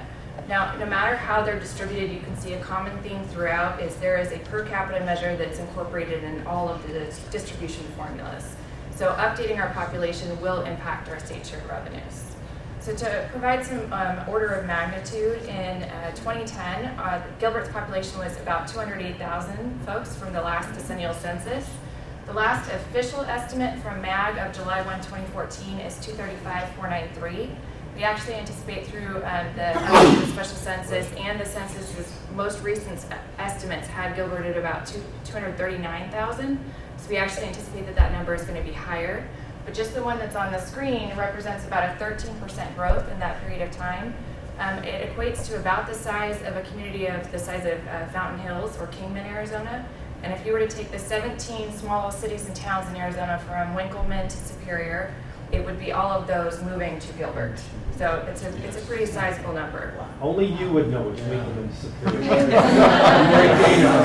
353 residents in Winkleman to be exact. Plus or minus? Plus or minus. That was 2010 though. I don't know 2014. So with that, I'm going to pass it over to Heather to talk a little bit about the timeline, and then we'll talk about some more actual forecasts for Gilbert. Thanks, Mary. So we just wanted to take a few minutes and give you all a recap of how Gilbert arrived at conducting the special census, some current events that have taken place since we've made that decision, and then also what that looks like moving it forward into the 2016 legislative session. So as you may recall, in May of 2014, the town of Prescott Valley first introduced a league resolution that would have allowed municipalities options in lieu of conducting a full-blown special census. In August at the annual conference, that resolution was ultimately defeated, which led to the council's decision in September to contract with the Census Bureau to conduct a special census. Gilbert really paved the way in terms of doing that in the valley. After we made the decision, we saw 6 other communities also join in conducting a special census, and those communities are Buckeye, Goodyear, Peoria, Chandler, Queen Creek, and City of Maricopa. Beginning in early 2015, we saw jurisdictions wanting to revisit the conversation and really recognizing a need to find a mechanism to update populations for purposes of state share revenues. And so the League of Cities and Towns formed a manager group in April with both census and non-census communities to start talking about A, the costs that the census communities incurred in conducting the special census, and then B, what that legislation looks like moving forward. In May, the League Executive Committee did make a decision to pursue fast-tracking legislation in the 2016 legislative session that would provide for annual statewide population updates that would most likely be utilized of one of two methods, either a estimate from the U.S. Census Bureau or an estimate from the State Demographer's Office.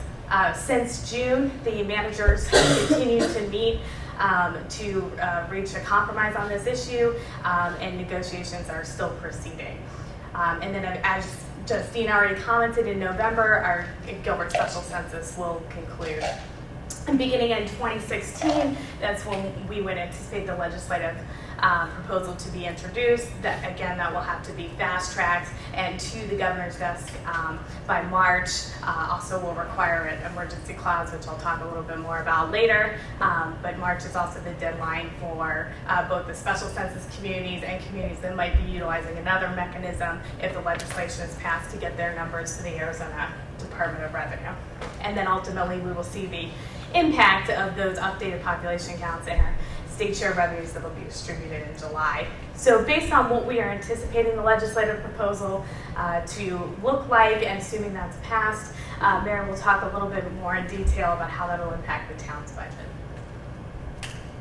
Real quick, if, let me just go back one second, thanks. Once there's a bill, does it take 30 days once it's voted on in order for it to be enacted? So what I'm saying is the timeline of when we're going to be receiving those final numbers from the Census Bureau to the time that we're able to implement the changes, will those two things coincide? If the bill is running and we have the census update, will we wait till everybody's on the same page to start seeing the difference in our revenue?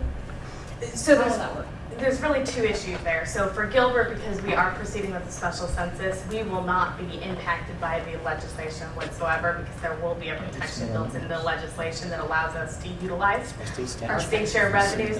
If for any reason that legislation fails, we still have statutory authority to utilize our special census number. So for us, it will make no difference either way. For the other communities that want to utilize another mechanism that aren't conducting a special census, then they will have to get an emergency clause on that legislation, which would make it effective immediately on the governor's signature. Okay.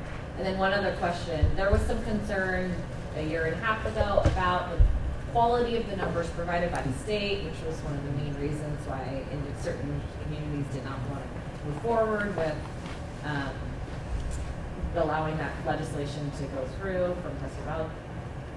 Is there some work behind the scenes about accurate numbers, and we all know data? Hey Heather, garbage in, garbage out. If I jump in here? Yeah, so part of the in the negotiations and discussions we're having is on that issue as well. The two options are the State Demographer's Office and the Census Bureau, their annual estimate. There's issues related to both. The Demographer's Office, we have a general understanding of what needs to be done to improve the accuracy of their numbers. It's spending some additional dollars. The concern with the Demographer's Office numbers is it reports directly to the governor, and politics could come into play, or undue influence if someone doesn't like their number, and you could create kind of a free-for-all and introduce politics into the influence and outcome of those numbers. Census Bureau estimate is more insulated from that, but the appeal, there is not really an appeal to their annual estimate. They do that for anybody who cares to understand generally where their community's at growth-wise, but if you don't like the number that the Census Bureau comes up with, there's no appealing that number. So there's pros and cons to both, and there are discussions going on that issue. Victor. So, and it's a related point, but what if the State Demographer's Office comes up with a number that's higher than the one we've got from our census? Can we still choose to use that other number, or is there some cutoff point where we've made our decision and we can't change it? Sure. So what we're looking at most likely for this initial legislation would be options.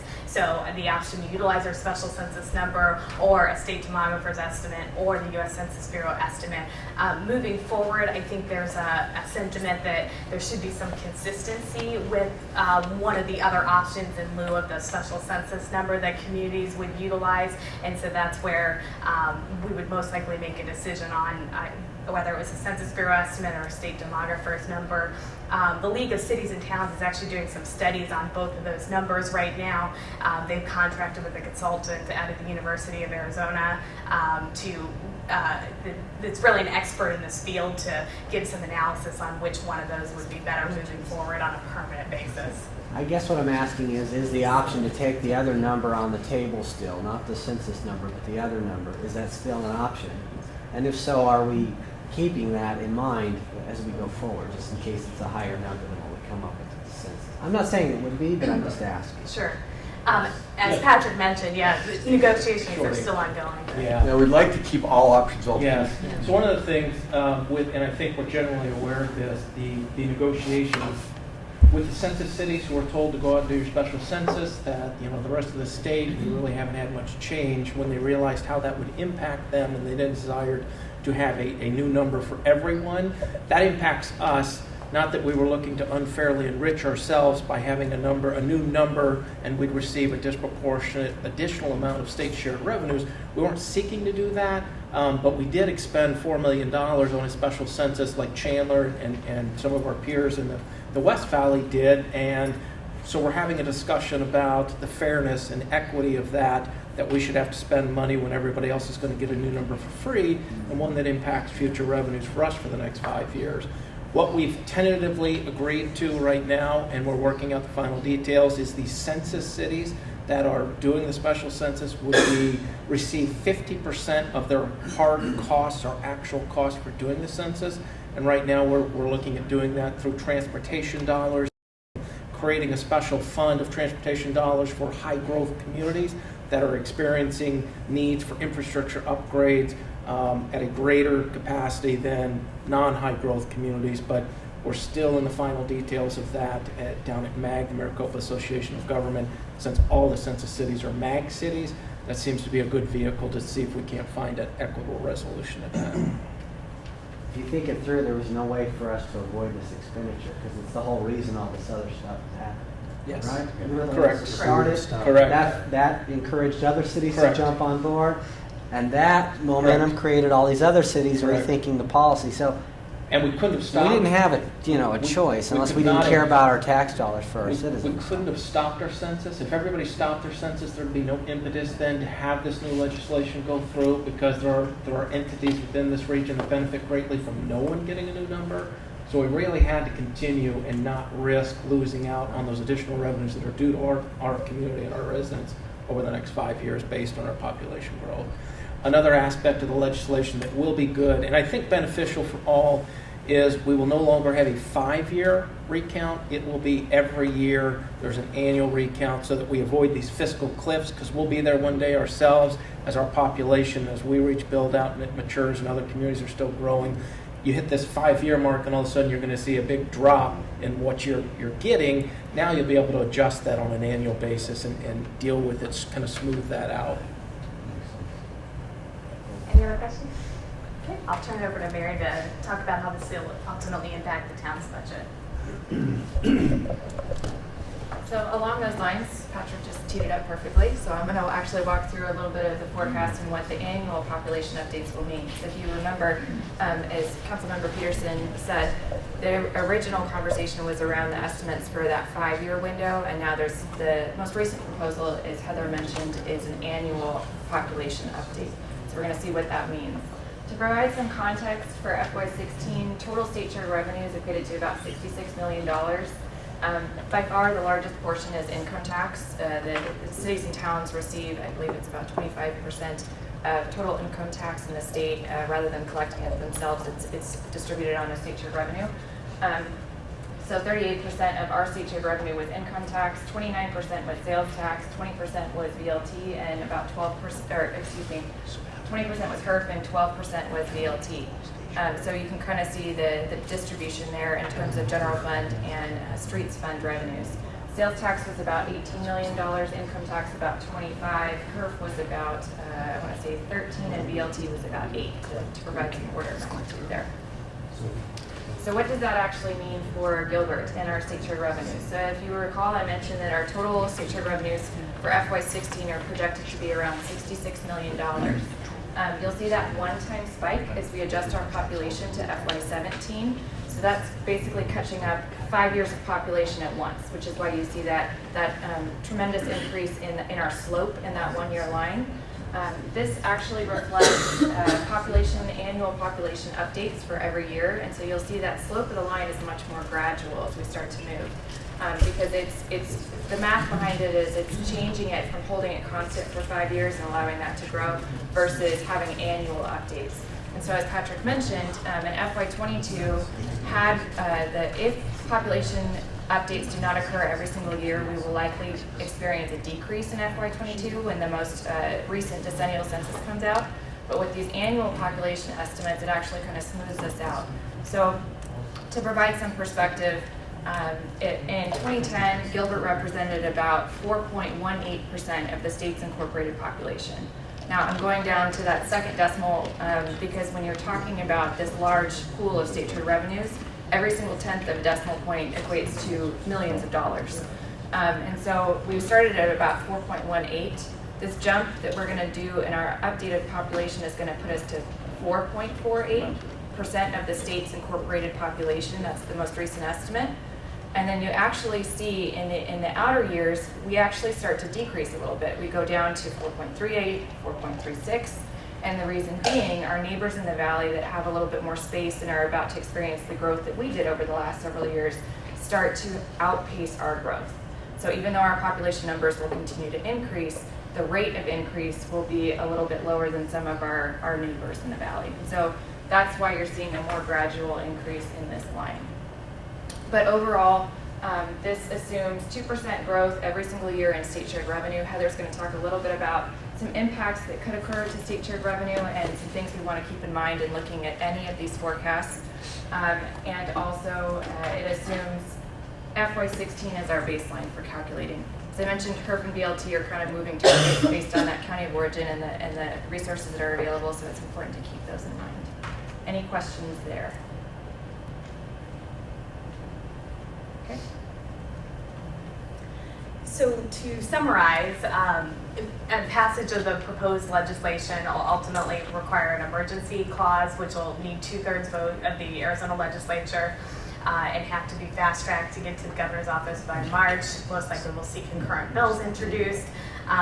Knowing that high vote threshold, it'll likely require support from all the jurisdictions, and so the town's ultimate position on that legislation will be dependent on the outcome and the execution of the negotiations that Patrick has been involved in. We also wanted to note that when taking into account census revenue forecasts, there will also be several other factors that council may want to consider, and so that would be the impact to local governments from passage of the state budget this coming year and other legislation. These are some proposals that we've seen either implemented or introduced in past legislative sessions, and so those of course refer to the TBT assessment to fund the Arizona Department of Revenue, which Kelly mentioned earlier, diversion of HERF funding, the potential changing of prime contracting from destination-based to point of sale, potential elimination of residential rental tax, further limitations on system development fees, and then we've also seen proposals to sweep funds from agencies and increase fees to account for those, which would have a local government impact as well. So in conclusion, our special census result will be that it will have an accurate reflection of community and growth for the town and greater flexibility and sustainability for revenue sources. Next slide. Thank you, and we're happy to answer any questions. Thank you. Yeah, thank you. The league set up organized a task force, and we'll talk about the task force in just a minute. There's some key observations. We came up with what we call the yardstick. It's a measuring device to say what is good when we start looking at pension reform, what are the best practices that we should be considering. We'll look at the calendar and the process, and we'll have some time for questions. This started just about a year ago. It was a partnership between ACMA, GFOAZ, this is the City Managers Association, the Government Finance Officers Association, and specific members of the league. There were 15 members, and they were designed to set up to review all aspects of pensions. PSPRS in general, there's roughly 250 employers, 32,000 active employees. It's the same benefit for all plans, even though there's 256 different systems. The financial condition varies by plan, and I'll talk to you a little bit about that. Right now, as of the last fiscal year, there's totally $6.2 billion of underfunded obligations with respect to the plan. Employer contributions vary based on different employers. The employee contributions are fixed by statute at just under 12%. Some key observations relative to this aspect of pension is it is a liability that the town has. The numbers that I'm going to be showing you here in a few minutes are not debatable, are not refinable. We can't say, well, we don't want to pay that much, or can we have legislation imposed to reduce, eliminate, or defer that expense? And the answer is no. It is what it is. And every time cities and towns across the country have tried to modify their pension obligations outside of insolvency, the courts have said you can't do it backwards. You can do it forwards. You can't do it backwards. Okay? The reform will not reduce our current liabilities. Court decisions have protected benefits. We need to actively manage our pension plan, and I'll talk to you about this a little bit, and know your numbers, and we'll kind of run through this. Okay, so Gilbert compared to the state. So we have 2 pension plans in Gilbert. We have 256 in the state. We have 2 in Gilbert. We have one for police and one for fire. They're maintained separately. So out of the 256, Gilbert has 2. So I'm going to do Gilbert Police, then I'll do Gilbert Fire, and then I'll try to do an aggregated for both. The employer contribution for the police pension on an annual basis for Gilbert's $4.1 million, roughly $19,000 an employee. The combined employer contribution rate is around 22%. The contribution as a percentage of our general fund revenues is about 3%. Unfunded liability is 28 million. Percent funded is 65. This is kind of getting into the math a little bit, but the normal cost, that is the cost of what the plan costs, is roughly 12% for Gilbert. The state average is 12.5%. And then the yellow bar is that's that debt piece. It's paying for errors of the past, and that is about another $2 million, and it's about another 10%. So you can see the math. I'm not going to walk you through it. It's pretty simple. It's about 46. This piece here, the yellow piece, is about 46% of what we pay. The pension board has set up an amortization of that obligation, of that debt. It's over 22 years at 7.85%. So based on how the pension board has set up our repayment of our liability, we will end up paying $32 million more than our base obligations over the course of the next 22 years. Okay. Fire. Kind of the same format. I'm not going to read you through the numbers, but you basically have $2 million on that. Just let you look at it. This one's funded much better at 86%.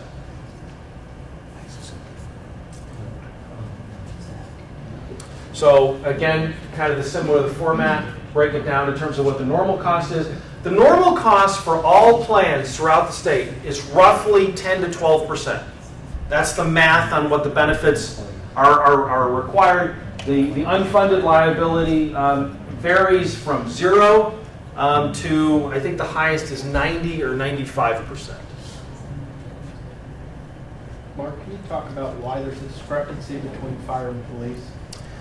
The difference between fire and police, one of the situations we run into with the pension plan is, even though cities and towns maintain 256 separate plans, the benefits they derive are derived from their uniform. So if we have a police officer that works for us and then goes to work in Tempe, their benefits are the same. However, the liability and contributions don't move around necessarily with the employer. So let me give you an example. Paradise Valley had a policy of not hiring 1, 2, 3, or 4-year police officers. You had to have at least 5 years of service before they would consider you. Well, you don't get the first 3 or 4 years of their contributions. Those stay with the cities and towns that they started with. And then you start picking them up in years 5 through 20. So if anybody knows the magic of compounding, what's the most important contributions you make for pension? Or it's your first couple. So I think they're at about 60 to 70% in terms of what Paradise Valley is paying for police officers today when they hire them. So if they hire, and I'm just using these numbers as a simple math, if they hire a police officer at $100,000, they end up having to budget $170,000 for that position because they have to pay 70% of that to the state for pension. Okay. So this is kind of an aggregate. I combined police and fire together. We're paying roughly $6 million, roughly $16,000 an employee for police and fire combined. Our total contribution rate is around 19%. Percent of general revenues is just about 5%. Now I showed you some scary numbers in terms of debt and interest and other things. These numbers are not that bad relative to the state as a whole. And then I kind of gave you the numbers. So it's about $40 million in interest. So this is just some infographics here. The statewide is $6.2 billion. Gilbert's unfunded liability is roughly $36 million. The statewide average percentage, statewide average is just under 50%. So in terms of what other cities and towns are paying, in terms of their funded basis, is roughly 50%. Gilbert's is close to 75%. So this is kind of one of the scary statistics. I took the top 10 populated cities and towns in the state and did their percentage and their dollar amounts, and then I kind of threw it per capita. Just kind of look at that for a second. Look at Mark, is this PSPRS? This is just PSPRS. Hey, Mark, are these plans designed to be underfunded, or is this just mismanagement? Well, when we get through some of the recommendations, I think some of those questions will be designed correctly and actuaried correctly. You should always, your normal basis should be your normal basis. It should be zero. It should be zero. Funded at 100%. Should be funded at 100%. They're all defined benefit plans, right? Yes. Yeah. So, I mean, just look at the numbers. I'm not gonna, Phoenix, it's $2 billion. Yeah. But there are even small communities who owe more than double their annual budget, like their overall. The poster child for this graph is, or this chart is Bisbee, Arizona. Bisbee. They have an unfunded liability of close to $9 million. Their per capita is around $5,000 a person. That's crazy. And ours is 150. So. Anyway, I'm just. I'm having heart pop. Which one's the best one? Is there a best? Who's better than us? Just for Yeah, sure. like close I mean, there are some that are close to. There are some that are between 95 and 105%. And I think that's what Jared's saying is that that's where your target should be. Yeah. So, okay, now let me kind of run through this because we're gonna probably have some discussion on this. So this is probably from a large city in the best shape. We're good from a larger city. So. This is some of the best practices, and I'll kind of touch on these a little bit, is basically when employees go into drop, and we can debate drop, it's a program that PSPRS employees can take advantage of, legacy employees can take advantage of. One of the things that cities and towns don't have to do is they don't have to budget and pay the pension contributions. What we're recommending is that you budget, even though they're in drop or not, you budget for them and then you pay it just to get that $35 million number down for Gilbert down. Prepay your budget contributions. So we owe $6 million, and then to take advantage of the state's ability, their investment earnings last year were around 15%. They have a much more flexible investment strategy and approach with respect to returns.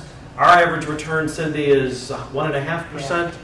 So they're recommending that you just simply, instead of paying it with your payroll, making 26 payments over the year, just send them the check for $6 million and you kind of get the advantage of that. The Fields case, there are two cases that are out there right now. One is Fields and one is Hall.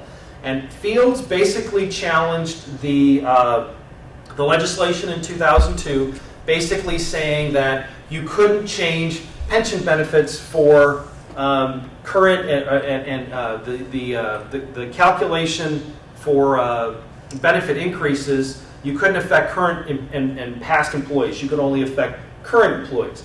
Well, that decision came out 6 months ago, and the board has given cities and towns an option of paying that liability over a 3-year period.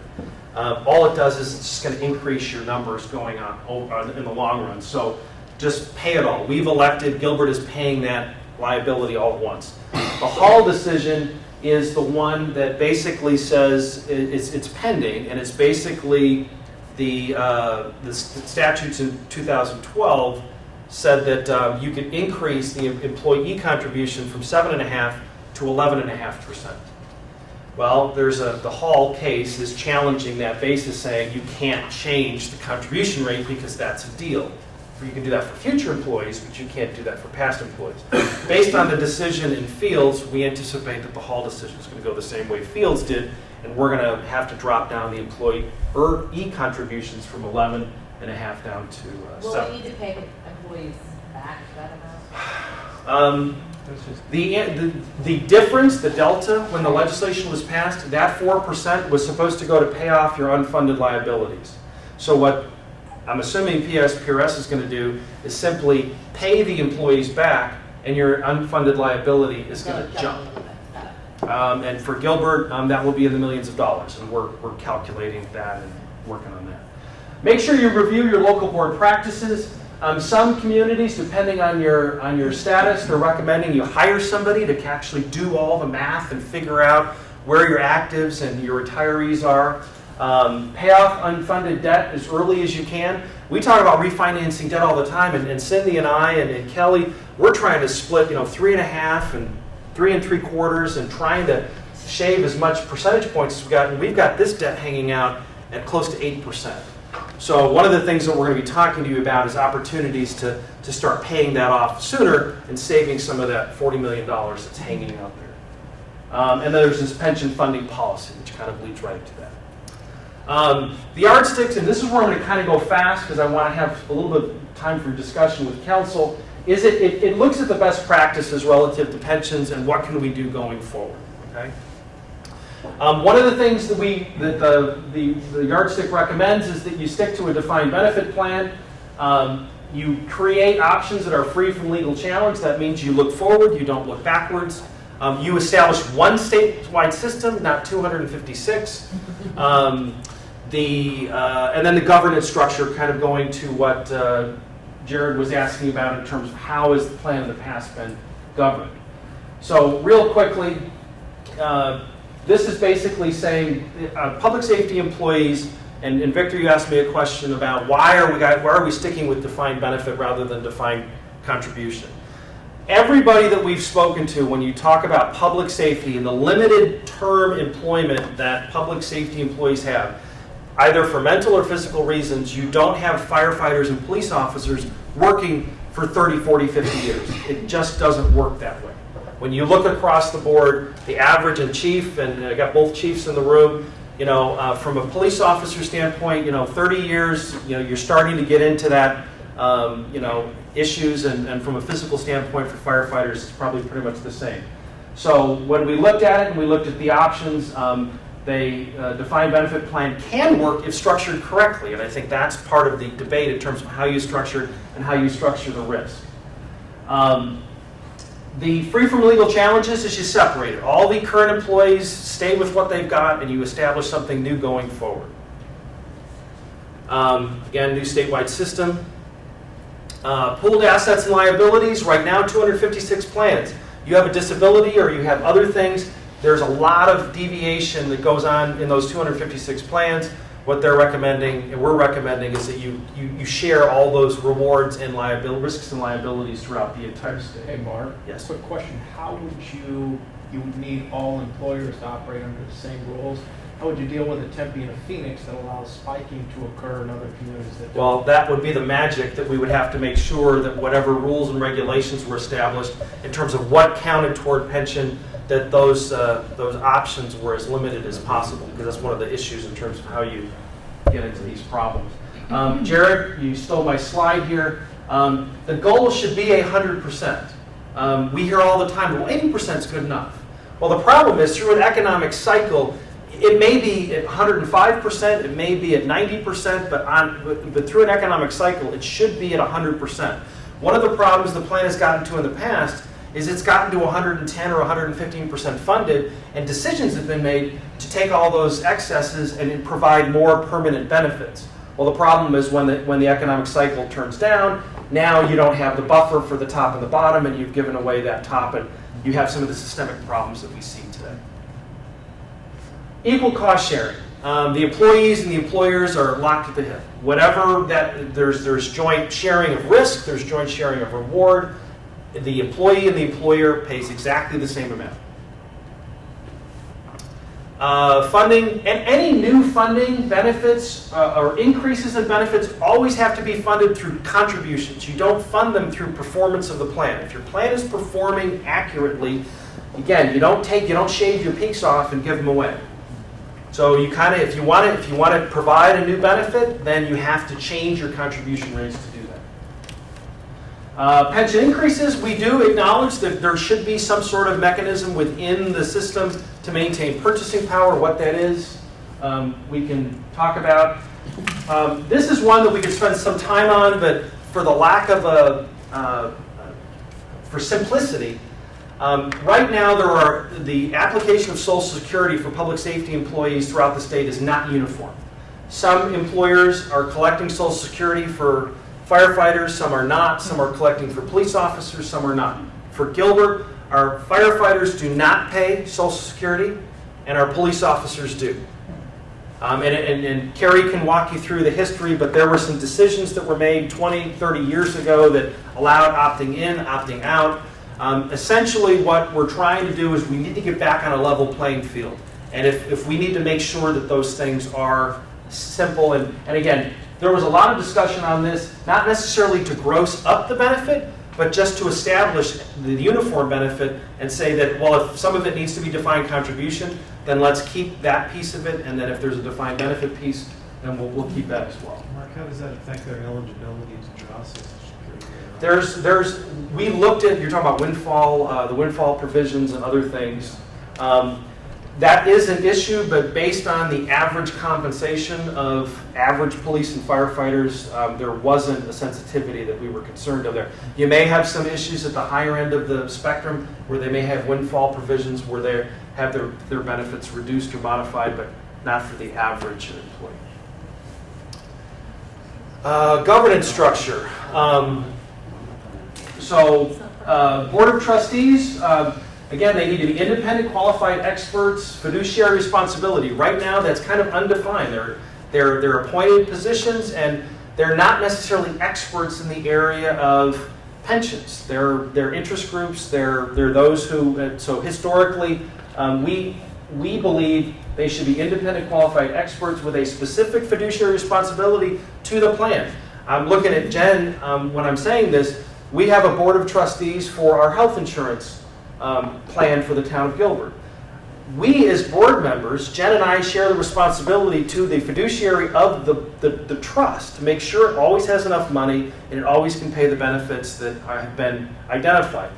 While we consider the impacts on the employees and the town, it's still, we have to make sure there's enough money in there to pay all the bills. And that's where our primary responsibility lies, and it should be the same for the PSPRS. Administration, right now you have PSPRS and ASRS. You have two different administrative bodies regulating pension systems for state employees. We recommend that they be consolidated into one. And here's the yardstick in terms of, it started back in May with the presentation to the League's Executive Committee. Mayor, I believe you were there. We've been going through a feedback process, and in August, I think it's 21st or August 22nd, it's wrong. That's Saturday, I think. It's my birthday. I know I'm not doing my party. I'm not. Did you really know that was a Saturday? Yes, it's data driver. So there is a report out of essentially what I've just given you on a statewide basis planned for the conference. There is a resolution in support of the principles that have been identified in this. One of the things that's been happening since we've been sitting in this room, and I believe Mayor and Council, if you haven't, if you go to your emails or you talk to Vicki, you've been getting, you probably have a letter sitting in there from Brian Jeffries of the Fire Association, and he is recommending that the League not take a stand on this and let the firefighters and the legislature work out their differences going forward. I don't know if there's anything else on the intergov front, but at this point, we're standing on these principles. And Mayor, I would kind of defer to the League experts when you huddle with them next week to determine what particular discussions you guys want to have on this relative to their last minute overture of saying, don't do any of this. And just quick, Heather, have you heard anything from the League since that came out this week? Just essentially what Mark outlined, a response of they're trying to get together with them. They do feel that some of the allegations may not have some of the backup. The letter that they provided you, if you go line by line through it, some of the things don't quite, they say one thing and then they say another thing later in the letter, and those things were kind of inconsistent. So. What's interesting is the yardstick doesn't tell anyone how to fix the problem. It says, here's the problem, and here's a set of solutions. Best practices. Right, and so I feel like it's a great document to be able to use to determine, and it's not supposed to stick it to one group or another. It's supposed to say we have a problem, we need to solve it. So is there a slide that has a list of the League recommendations on this? I do not believe. Make sure we know what we're talking about. Oh, the League, we don't have, you're talking about the League resolutions? No, I don't believe. The one we, relative to this. Yeah. What is the opening slide? What is the resolution on this one? Go to your opening slide, Mark. Yeah. I think he wants to see the main bullet points again. Those, all of those, it'll be in the copy. There's a summary, yeah. Yeah, I think it was your opening slide. Oh, okay. It has summarized main the bullet League. points. There it is. I mean, that's essentially Is that what the League is. That's what the League is recommending, adopting this as a set of governing principles relative to negotiations and future review and evaluation of pension reform. Again, it's not specific, but these are kind of the categories. The yardstick's one page, Jared, you should get it. Yeah, I think there's like there's a little bit of an executive summary. It's like a 3-page deal. We can, Heather, if you can find. I know it's circulating. We can get it to all of you. It goes into a little bit more detail about some of the things we're talking about. So now I got one last thing on pension, and this kind of came out. So these are just the takeaways. Again, it's a repeating of the earlier slide. A lot of people are concerned that, well, this pension reform is going to change the $6 billion of liability. And our professional understanding and advice, and everyone we've talked to, is you got to deal with that. You got to figure out how to deal with it. You got to plan for it, work it into your budgets, deal with it. Actively manage your plan. And this is going back to Jen's statement. This isn't a proposal. It's not something to fight. It's just a tool that you could say, well, how does what reform look like, and how does it measure up to what we found? Well, isn't the proposal to have one statewide system? Well, that's, Am I misunderstanding that? we recommend whatever you do, you need to combine the systems. And one of the things is that people are trying to turn the yardstick into a proposal. It probably wouldn't take that much effort to start putting things into it, but there's certain elements of it that are up to debate in terms of the defined benefit and contribution amounts. What is your ideal, what is your retirement replacement income need to be? That hasn't been done in terms of, but if you go that direction, this is the framework at which it should go. And Mark, something I should know, and it comes back to our council meeting last week, so for that league resolution, it is more of a proposal. There's a point though where someone's going to need to say, okay, let's put this proposal into language for a bill. Yeah, I don't believe it is a proposal the way it's written, though. The league resolution says there's not enough detail into it. And I think that would be some of the discussions that would come out at the league. If this is where you want to go, the next piece of thing, as Jared was kind of going, is, okay, now you need to put details to it. What does it actually And we look had like? that conversation at our committee meeting, and the general feeling was that at the right time, this yardstick will be taken and put in the hands of lots of different stakeholders and groups, as well as legislators, and they'll come up with agreed upon language, agreed upon legislation that will help to solve these problems. So that's the thought. For next session, do you think? They said they think it will take longer than one session. What's the top 5 things that happen? Market crash, miscalculating the number of disability retirement applications, bad So investments. here's if you want to kind of the top things that cause problems with the fund. Sure, the market crash hurt the plan, but again, if you had it designed correctly, it's an ebb and a flow. That shouldn't. It would have been a hit, but not necessarily. And to that point, Mark, that the market's now higher than it's ever been. And it's still massively. One of the big problems, and it is what it is, and I don't want to characterize it as a negative. It's just a problem. Is the legislature made a decision, and I don't know when it was. It was 10 years or so ago. Is to provide the peak performance of the system and enhance the benefit. So essentially, when you have that up and down cycle of performance, the legislature made a decision to say, okay, when it performs above this rate, take that percentage and apply it as in terms of a permanent benefit adjustment. And that's a systemic error in terms of how this thing is supposed to work going forward. The other thing that it's the pension, it's kind of that, it's reverse compounding. The liability is growing, and if you don't stay ahead of it, and Victor and I could probably talk about this, but when you don't have the discount rate correct and you don't do all those things correctly, you actually have to overfund it to get caught up. And I don't know if we've completely hit that, and that's part of the things. I think we're going to have to take some of this under our own hands and starting to make advanced contributions to try to get some of this to go away. Now I got 2 more slides on pension. You may hear about this. This came out like in the last couple of weeks, if not months. This is ASRS, and they did an infographic, which I think is kind of sums up everything. ASRS is for the rest of the public employees in the state. The plan's funded. Now, this is one system, so there's not 256. There's one system. They're currently funded at 77%. Rates of return, you can kind of look at that. Membership, it's a little over 500,000 people, so it's quite different than PSPRS. PSPRS is 30,000. This is almost 600,000. Demographics, you can kind of look at this. You guys will be able to see the presentation. So this is kind of Gilbert. New state, it's a statewide system, 500,000 members, funded at 77%. We have GASB requirements, which we now are required to show that it's only funded at 77%. Well, what is Gilbert's allocation of the additional 23%? And our balance sheet going forward will show a $79 million, $79 million allocation. Now, one of the things before you kind of say, well, we had 40 million for police, you got 70 million. This one is a lot different. And again, we can talk about up and down. If their rate of return increases by 1% over the projected, our liability drops by $10 million. So this one is much more fluid, and it doesn't have some of the same systemic problems that PSPRS does in terms of peaks and valleys within the system.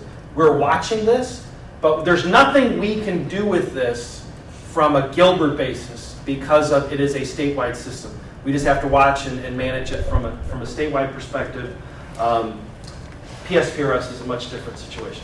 Okay, we went a little bit longer, but we kind of answered, I think, and had some of the discussion as we were going along. What more questions or thoughts?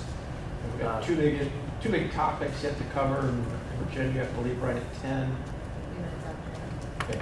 I think we hit a lot of the questions. I mean, Victor and Jerry. I would just add one thing. If there's momentum going to a statewide system, let's make sure there's a provision in there where we can get out of it. So what happens with statewide things like this is effectively becomes a pension system for Phoenix or whatever Albatross, and they'll just sink the whole system. They just have so much lobbying, so much power in that system that it really will hurt, our... Or their decisions impact the whole, and we don't really have an option. And so we've got to put some safety mechanisms for communities that are smaller. That Or the governance of it, that there's issues that don't give Phoenix to the world. Keep that in mind. Okay. Other than the point that Jared just highlighted and the one I've complained about, I think all the ideas in there go to make it more sustainable. But I'll just reiterate, I think it is harder to make a defined benefit plan sustainable. It's a lot harder trick to pull. You have more risk that you have to manage. I mean, Absolutely. You don't know how long people are going to live. You don't know how well the investments are going to perform. There's a lot of variables that are just really hard to grapple with. And just to kind of get back to that, if the contribution rates are the same for the employees and the employers, that risk is shared. So you don't really have a system where somebody can run off and change all the benefits. Because right now, and again, it is what it is, if the benefits dramatically change on the public safety side, the employers bear 100% of the responsibility. Or if the fund doesn't meet its goals in terms of performance, the employer bears all of the brunt of that because the employee contributions are capped. We think there would be a much better self-governing aspect of it if the employee-employer contributions were removed. That just deals with changing the benefits, though. As far as even maintaining and funding the already existing benefits, it's just challenging. Okay, there are only 3 slides on GO bonds, so we don't have as much on this one, but we have discussion. Okay. So Patrick and I and the executive team at times, and we kind of talked about this the other night when we were talking about the levy for 2016. We, in our CIP, are anticipating a bond sale in the spring of 2016. And again, spring because of the legislation, and also it's because when we feel that we'll be at a point with our CIP that we'll have the need to issue new bonds. The authorization that we're talking about is the authorization that occurred in 2007. I'm going to kind of show you a slide of what's been built and what's left. We're going to talk a little bit about changing community and the Great Recession, and then fairness and equity. So we currently have roughly $220 million of unfunded street improvement projects. In 2007, the voter authorization for bonds approved at a 63% approval for those improvements. We roughly have $70 million of bonds that are outstanding from that issue. And I have to validate this, and I don't know if I have anyone here in the audience that could do this for me. Outside of the issue we did initially, I do not believe we've issued subsequent debt off of that authorization. I think there's only, and Kelly, you need to validate this for me, I think in 2008 or 2009, we issued the $110 million in bonds. We have not issued any since then. So it's not like we've issued 3 or 4 other issues and we're asking for another authorization. One of the things, and Chris left. Did Chris leave? No, she's just in the restroom. Okay. Well, we'll have to give her credit. Chris, one of the things I asked Chris to help me with is, can you talk to me about what we funded with that authorization and what's been done, and kind of do a little bit of an infographic in terms of the size of the issue And then what is remaining in terms of bonds or bond-funded projects? So I kind of wanted to see where the projects that we funded ended up. And one of the things that Patrick and I and the team have been talking about is that when we went to the voters in 2007, we told them we had $140 million in needs, and we need your permission to go borrow for it. They gave us that permission. 65% gave us that permission. Well, because of the Great Recession and the changes that we had in terms of AV and all those issues, we kind of got put in a hold. We really weren't able to issue more bonds and deal with some of the projects that we had to deal with. And when you look at this, we basically, this is Mark, we kind of finished a lot of projects in the top half of Gilbert. We really haven't done, I mean, there's still a lot of stuff in the south, and you kind of other stuff here. These are kind of some of the promises we made, and one of the things that from an equity standpoint that we'd like to just kind of throw out there is that, Kyle and I are down in Seville, and we're paying property taxes on the bonds that were issued and outstanding, but there are other projects that were promised to be completed. So we're paying taxes on the bonds that were issued, we haven't finished that program. So one of the things we want to talk to you about is the discussion on, approaching the spring and issuing more bonds, being able to complete, not all, but a lot of the projects that are on this table in terms of the needs that we have going ahead. So I know a couple of you have asked me, and I'll kind of throw this out, and this probably will be a source of conversation. The bonds that were authorized in 2007, there's no expiration date.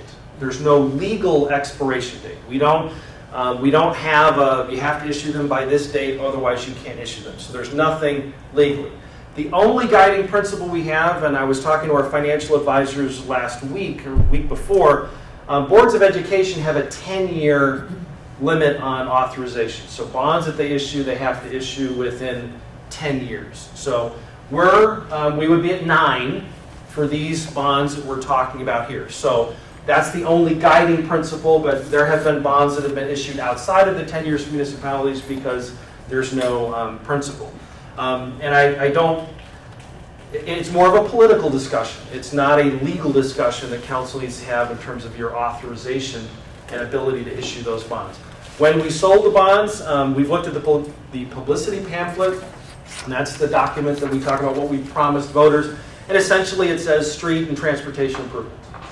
It doesn't say that we promise we're going to do this, we promise we're going to do that, we promise we're going to do this. It said these are improvements to the transportation system. So one of the takeaways and one of the... Mark, there was no identification of where those projects might be? Not in the publicity pamphlet. There were discussions the council was having, the CIP, those other things, but the document that if the voter kind of lived under a rock and said, here's the document and I'm going to go vote, they didn't say, well, it was these two. In the past, for some of you may remember this, we said, well, we're going to do the freeway interchange and we're going to do this, this, and this. We kind of did specific things.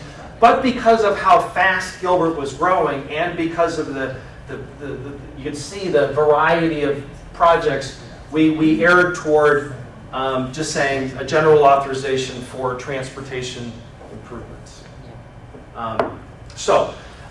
Patrick, I don't know if you have any more you want to add. We're looking for some guidance here on what do we need to do for you as we prepare both the CIP and in the spring for funding of capital infrastructure. I have some budget folks here, and if we do not issue bonds, more bonds, and we can validate this more specifically, but essentially we will be winding down the capital improvement plan over the next 12 months. From a transportation perspective, we will basically be shelving or shutting down any of the projects that were anticipated to be funded. In this regard, we will have gone through all of our authorization. So the discussion, Mayor, we need to have here is that what do you want us to do over the course of the next 6 months? This isn't a binary, sell them, don't sell them, but if we want to be able to have that discussion going into the budget, going into the preparation of the CIP, and going into the spring in terms of how we want to approach this. What do you want from staff to best prepare you to make that decision? Go back to the slide with the Bubbles. And Chris did this. So Chris, I gave you accolades. Well, Thanks, the Chris. one time you go out of the room. It's really helpful. And it might be taking that and putting it on paper. Something that would help me is some of the estimated. But you're an S. You're not a C. Some of the estimated costs, and which ones are the bigger and little. This is a good visual. This is what visual. it was designed to do. The size of the bubble is also supposed to be a magnitude of how big the project was. So kind of giving you a scale, kind of like the heat map approach, but in a little different. What that would do for me though is to see some of the dollar figures with it to then, if money was unlimited, okay, this is my priority, feedback from citizens and so forth, and then money is limited, you know, look at it both directions. That's something that would help me. But in summary, what I look at that and I say is, or what I hear is our CIP projects, which are key to the growth of Gilbert. When we say this is Gilbert looking to the future, if we just don't do them, that's probably not acceptable. But we can look at the timing. So we'll do them. Timing's a question, and then financial management is the Mayor, other we part of could that. probably create a heat map that would be helpful for you to understand where the growth in the current community is occurring right now, because it's explosive growth. We are back to those heydays of explosive growth. So months matter in a community like Gilbert, and each month in which we're not advancing the infrastructure to stay ahead of it, we're exponentially falling behind on that. Jordan? So for me, 9-year-old voter approval is pretty stale. And so I need to have real specific information as to where the money is going to be used. So I can go back to constituents and explain it is pretty stale bonds, but for these reasons we need to do it. And so this is helpful, and I agree with what Mayor said. For me, most of all, I've got to have specifics as to what we expect to use it for. And as been discussed, it will change as population changes and growth patterns.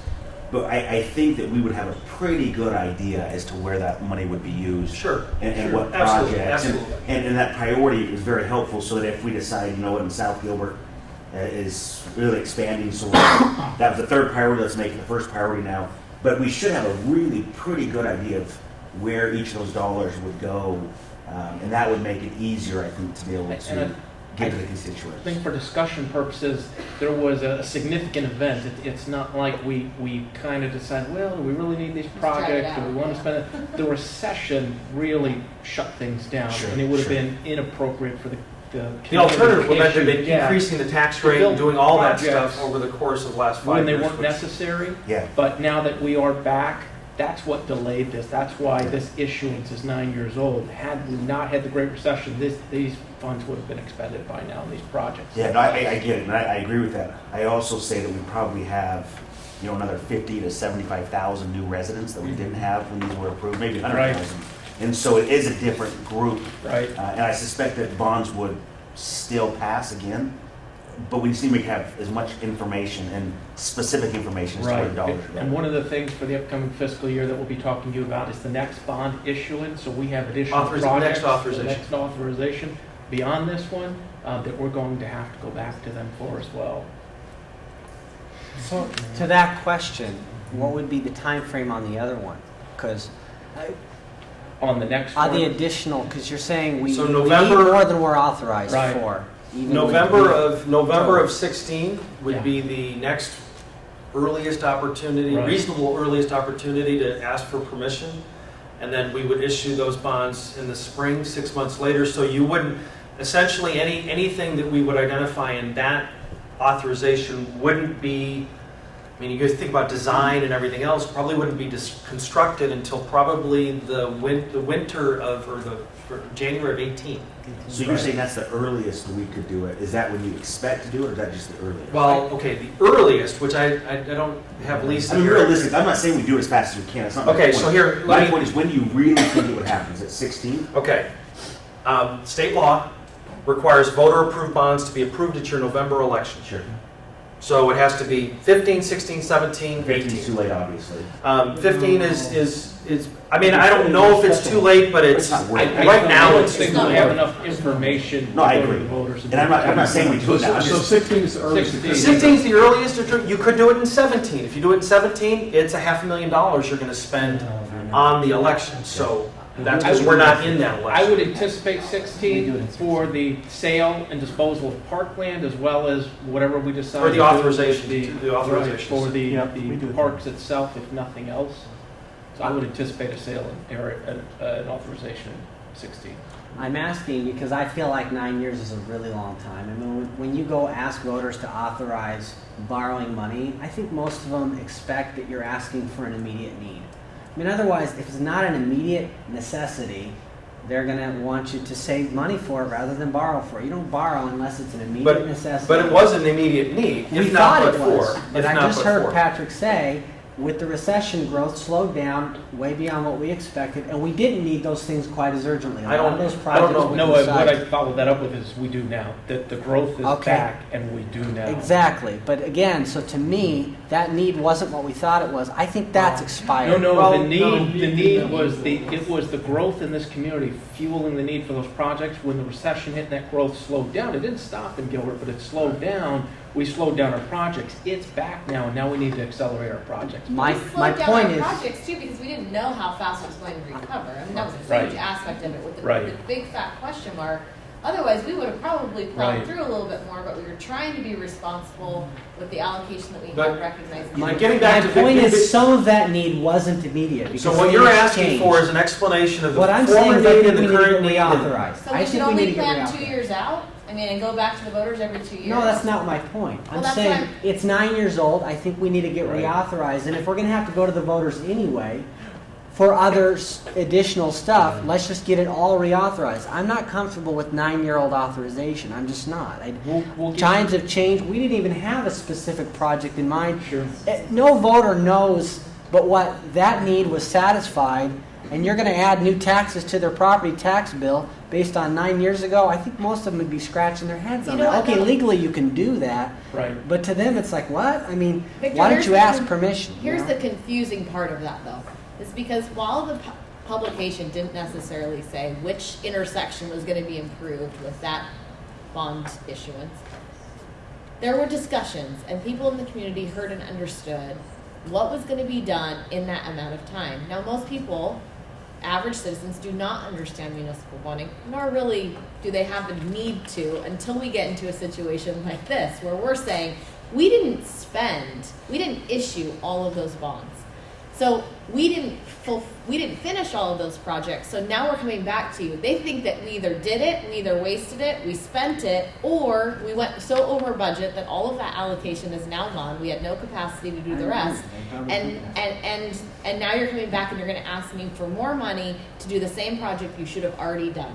But those projects weren't identified, so I don't think. There was lots of public discussion about it though, and so there was an expectation, especially if there was. We one adopted in an your annual neighborhood. CIP, all those things in there. I mean, let me kind of add to what Patrick said. When those projects were identified, and let me just kind of use a simple example. If you have a congestion issue at an intersection, which our CIP includes improvements to those intersections, just because the recession hit didn't mean you still didn't have congestion at those intersections. One of the things we were weighing going through the Great Recession and the sensitivity to the tax rate and the levy was we postponed a lot of the things. And I think one of the things that we can give you is what we adopted as a CIP in 2009 and then what we did in 2010, 11, and 12. And I think what you're going to see is we just started pushing those things out just because there was no funding for them, or no new funding. I So think you may remember when we first came on board, let's say 3 or 4 years ago, one of the questions we asked, help us understand how you prioritized. You know, and you had a list of 25 Factors, Remember, Edgar was going right. through that. Right. To be honest with you, I haven't even seen what the current prioritization of all the ones that are even It's available. incorporated into our CIP plan though that we adopted. That prioritization that they went through is now in that plan. Right. Yeah. Something So it was taking. done. I mean, So Victor's we have comments. 5 minutes before Jen turns into a pumpkin. I like I mean, what Victor's saying. For all 7 of us, we're very pro.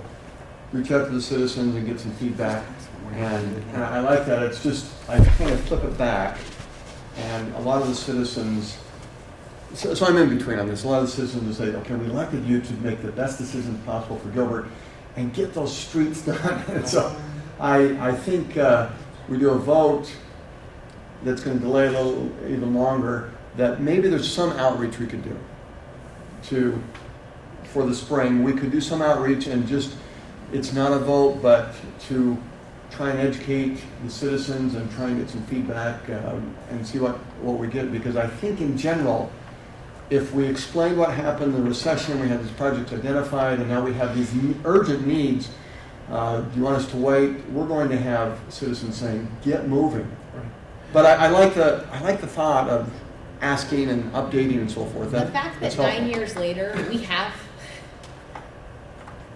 the ability to even use, tells you that we've been so financially responsible over the last 9 years that we didn't go out and spend it all at once.